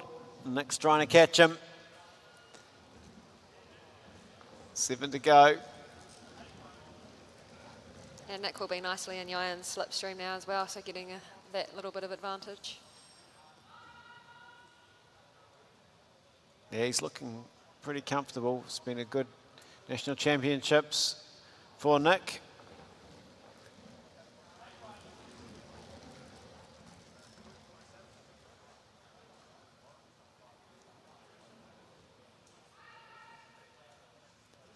So he just comes up onto the back wheel. Up onto the shoulder. And normally the gun would go, but it looks like he's carrying on. It's great to see both of them wanting to back up for a whole 4K and get the time and try and beat their time from earlier in the session. Yes, Nick Blinko, 4 to go, 1,000 metres left. Ryan Hollow's giving him his call. So Eon chasing Nick. He's just got to keep his head down, Nick Blinko. 3 to go. Eon Edwards, come on, just chase Nick, dig deep.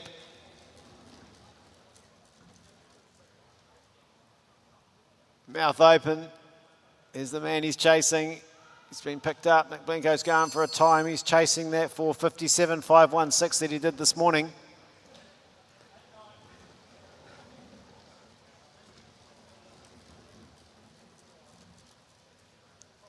So Eon hasn't lost any time over the last couple of laps. He's holding the gap.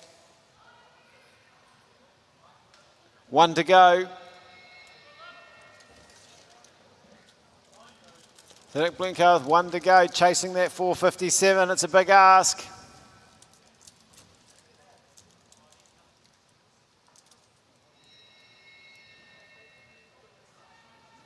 So he'll come around to finish this ride for the bronze. And still a very good ride with a 5-minute flat, 5:877 as Eon comes around. He's fighting hard. This is going to be a good ride. 5:13.669.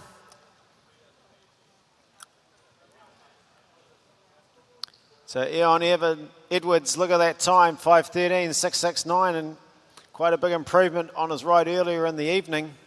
Nick Blinko taking the bronze with a 5:00.877. Well, at least that was a very good ride by Eon Edwards, taking some time off the ride earlier this evening. Not just a small amount of time, a good chunk. Yeah, he'll be really happy with that. I think he went out with a good plan and stuck to it. It's never easy when you get passed by another rider, but to stick to his own plan and keep going, it's really impressive. It was a good ride.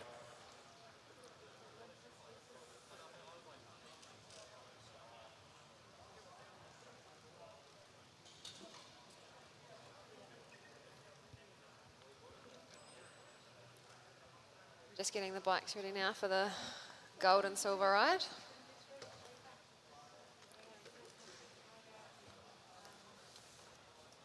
So Devon Briggs and Ben Westenberg coming up for the gold ride. Both riders put in very good sub 5-minute rides, Yeah, with there's Ben around- riding 4:54 and Devon 4:56. Yeah, around 2 seconds between them. So this is going to be a really exciting final. Well, Devon's a little bit younger. Has he been able to recover? He's made a good start, busted out of the blocks. He can get a little bit of an advantage in the first few laps. He's going to have to open up a big gap. Ben just got into his work pretty quickly. He's got amazing power, seated power from that start. There's Ben on the red bike, Devon with the black and white helmet.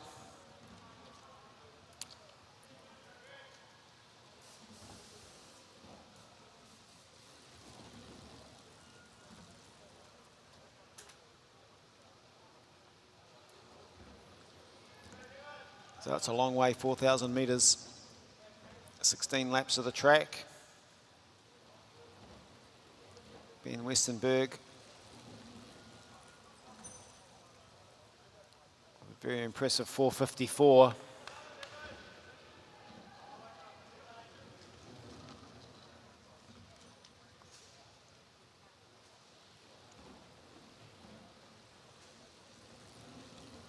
Both of these riders riding the gears really well, ticking along on top of it, looking nice and smooth. Yeah, it's very good. 1:16 opening kilometre. 1:16, 1:17. So about half a second between them at the moment. Ben with the advantage. Devon hanging tough though through the first 1,000. 3 to go. Great competition in the men's para. 4,000 metre individual pursuit final.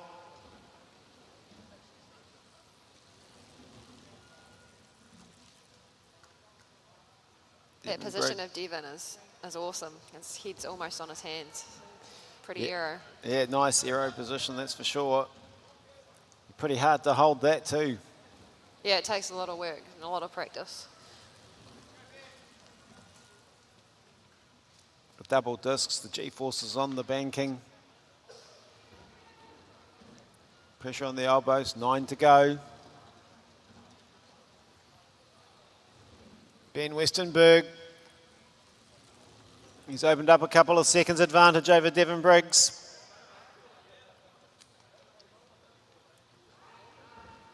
Devon just has a little glance across.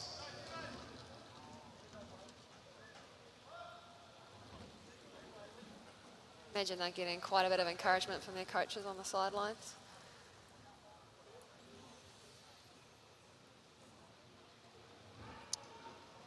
Yeah, so still just under 2 seconds between them.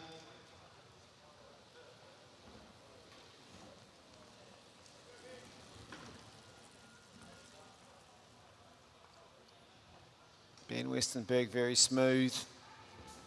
Devon Briggs, that nice aerodynamic position. Both riders have good positions on their bike, making the most of their setups. Ben nice and flat. Low and aero.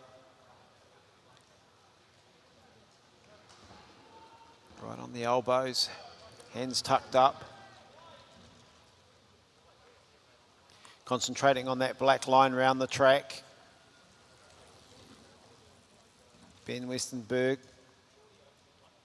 Here's Devon Briggs. Oh, not much between them. It is getting tighter. So Devon's starting to fight back. You can see there's only, well, about a second, maybe not even that between the two. 3 laps to go. It's all heating up. It is with the big finish. Who's got the most left? Devon Briggs fighting back. I saw him have a sneaky glance. 0.06 of a second between them. Oh, it's getting closer. We're going to come down to the wire in this men's individual pursuit final. Ben Westenberg, Devon Briggs. Coming around for the bow lap. Into the bell lap. Devon Briggs, he's got the advantage, but not by much. He's fought back. Ben Westenberg fighting. Oh, nothing between them. Oh, it's going to take a big finish. They both really want this title. We go down to the line. Oh, Ben Westenberg, 4:53.520. 4:53.544. It doesn't get much closer than that.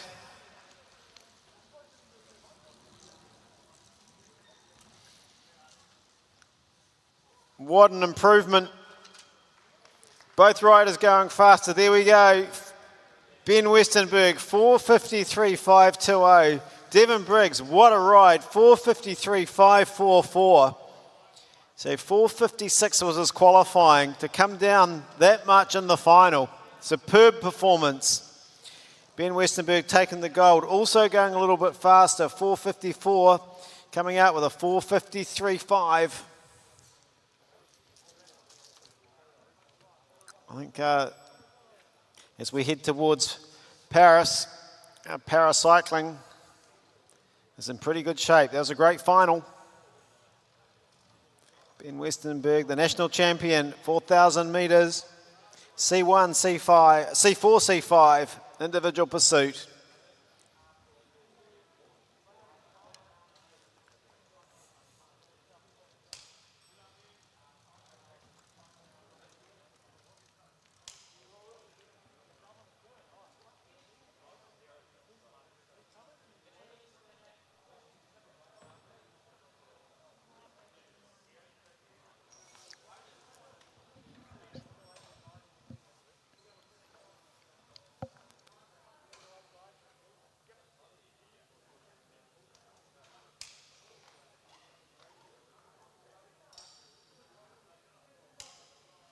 That ends the action on the track this evening. We've got the medal presentations to come. A big thanks for joining us on Sky Sport Next for the coverage of the National Track Cycling Championships. Riders will be out again tomorrow, under 17s at 9 a.m, 3 p.m. under 19s, and we'll be back tomorrow evening with the elites at 7 p.m. Medal presentation coming up. Great night's racing.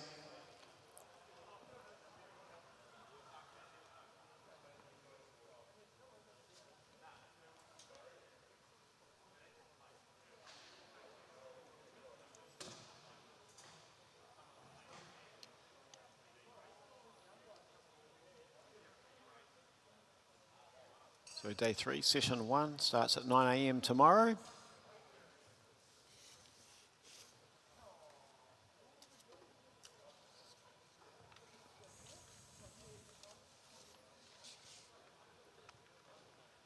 Under 17 girls sprint qualifying will be first up tomorrow.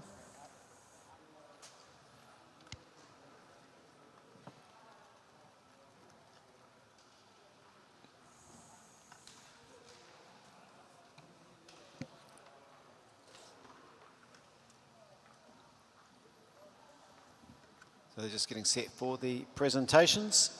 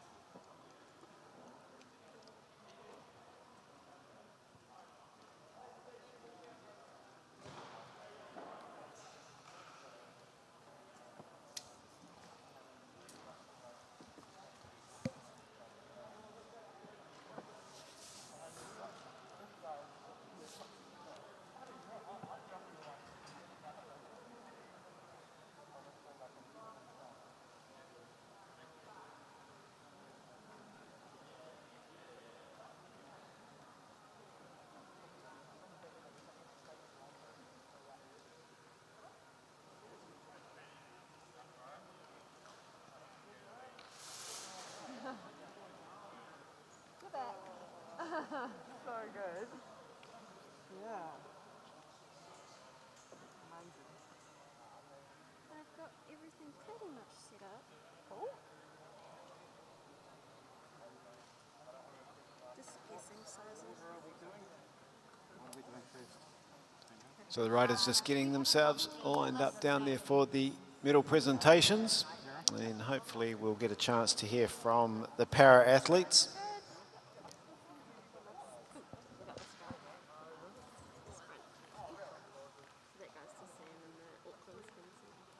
Is that for the second one? Because we're doing more.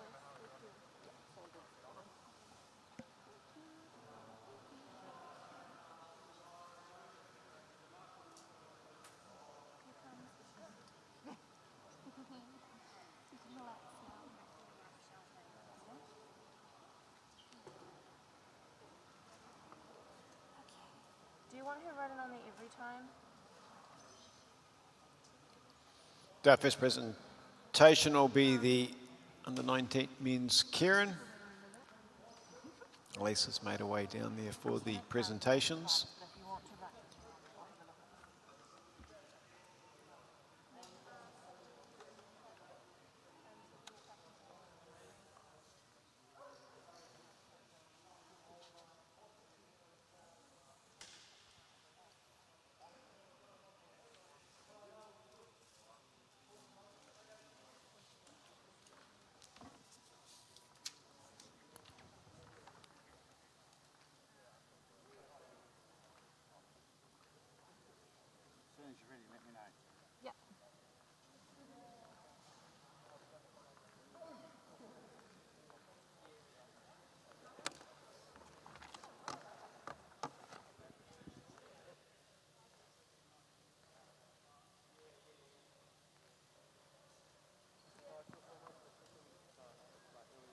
Ladies and gentlemen, the awards ceremony for the 2022 Track National Championships Under-19 Men's Keirin will now take place.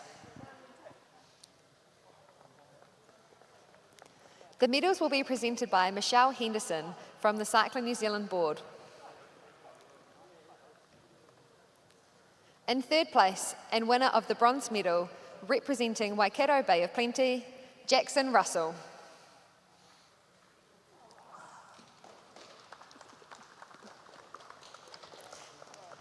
In second place and winner of the silver medal, representing Waikato Bay of Plenty, Liam Kavanagh.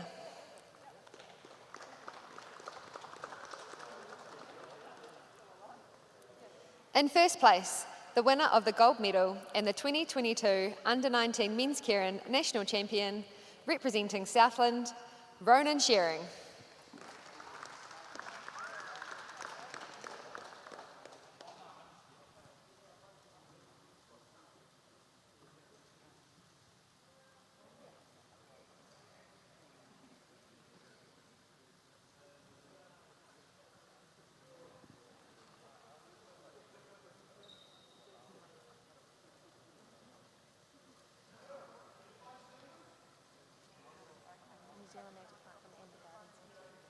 Ladies and gentlemen, please show your appreciation for the place getters in the 2022 Track National Championships.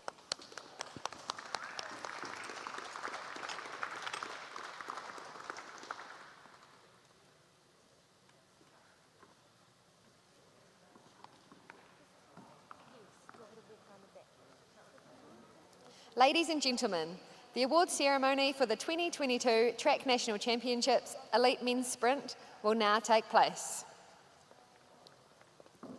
The medals will be presented by Michelle Henderson from the Cycling New Zealand Board. In third place, and winner of the bronze medal, representing Southland, Nicholas Kurkazu.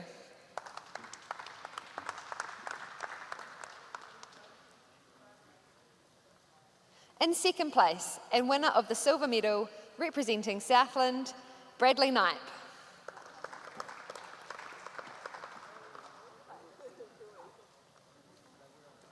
In first place, the winner of the gold medal and the 2022 Elite Men's Sprint National Champion, representing Auckland, Sam Dakin.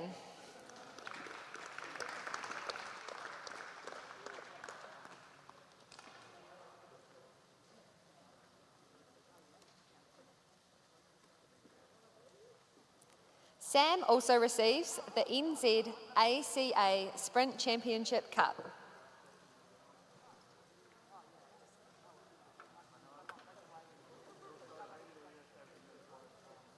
Ladies and gentlemen, please show your appreciation for the place getters in the 2022 Track National Championships.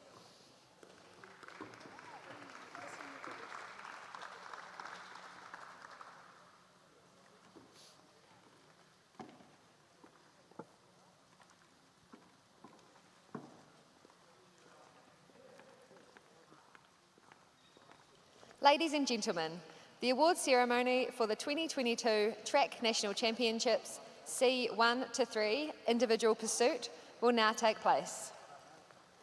The medals will be presented by Michelle Henderson from the Cycling New Zealand Board. In first place, the winner of the gold medal and the 2022 C1 to 3 individual pursuit national champion, representing Auckland, Cameron Davies.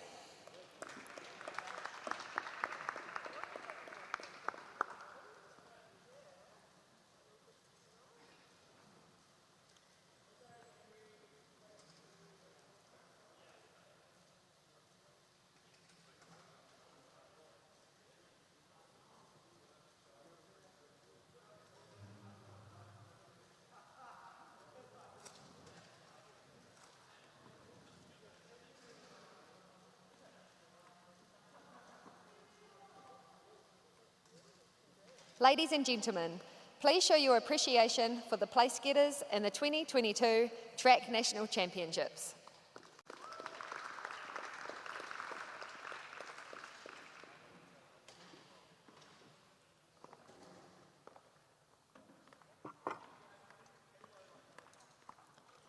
Ladies and gentlemen, the award ceremony for the 2022 Track National Championships C4 to 5 individual pursuit will now take place. The medals will be presented by Michelle Henderson from the Cycling New Zealand Board. In third place and winner of the bronze medal representing Auckland, Nick Blinko.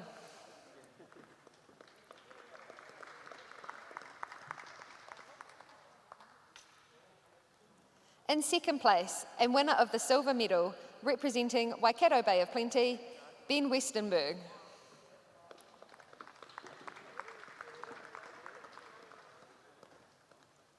In first place, the winner of the gold medal and the 2022 C4 to 5 individual pursuit national champion representing Waikato Bay of Plenty, Devin Briggs.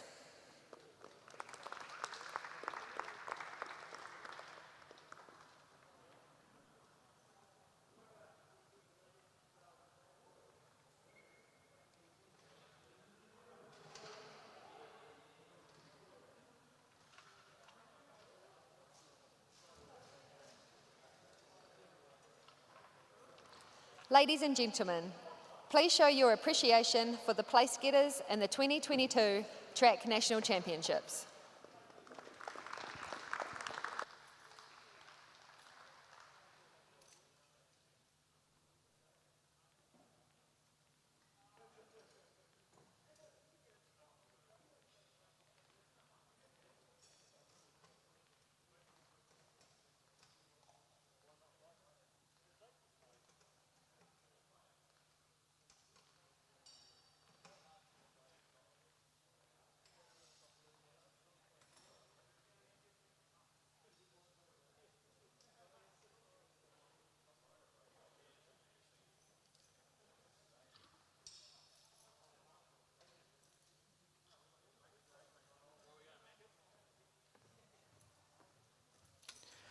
Well, that concludes tonight's presentations and racing from the Velodrome here in Cambridge. Big thanks for joining us on Sky Sport Next. Don't forget, we will be with you tomorrow morning for Day 3, Session 1 at 9 a.m. I'm Dale Woodford. Have a great evening.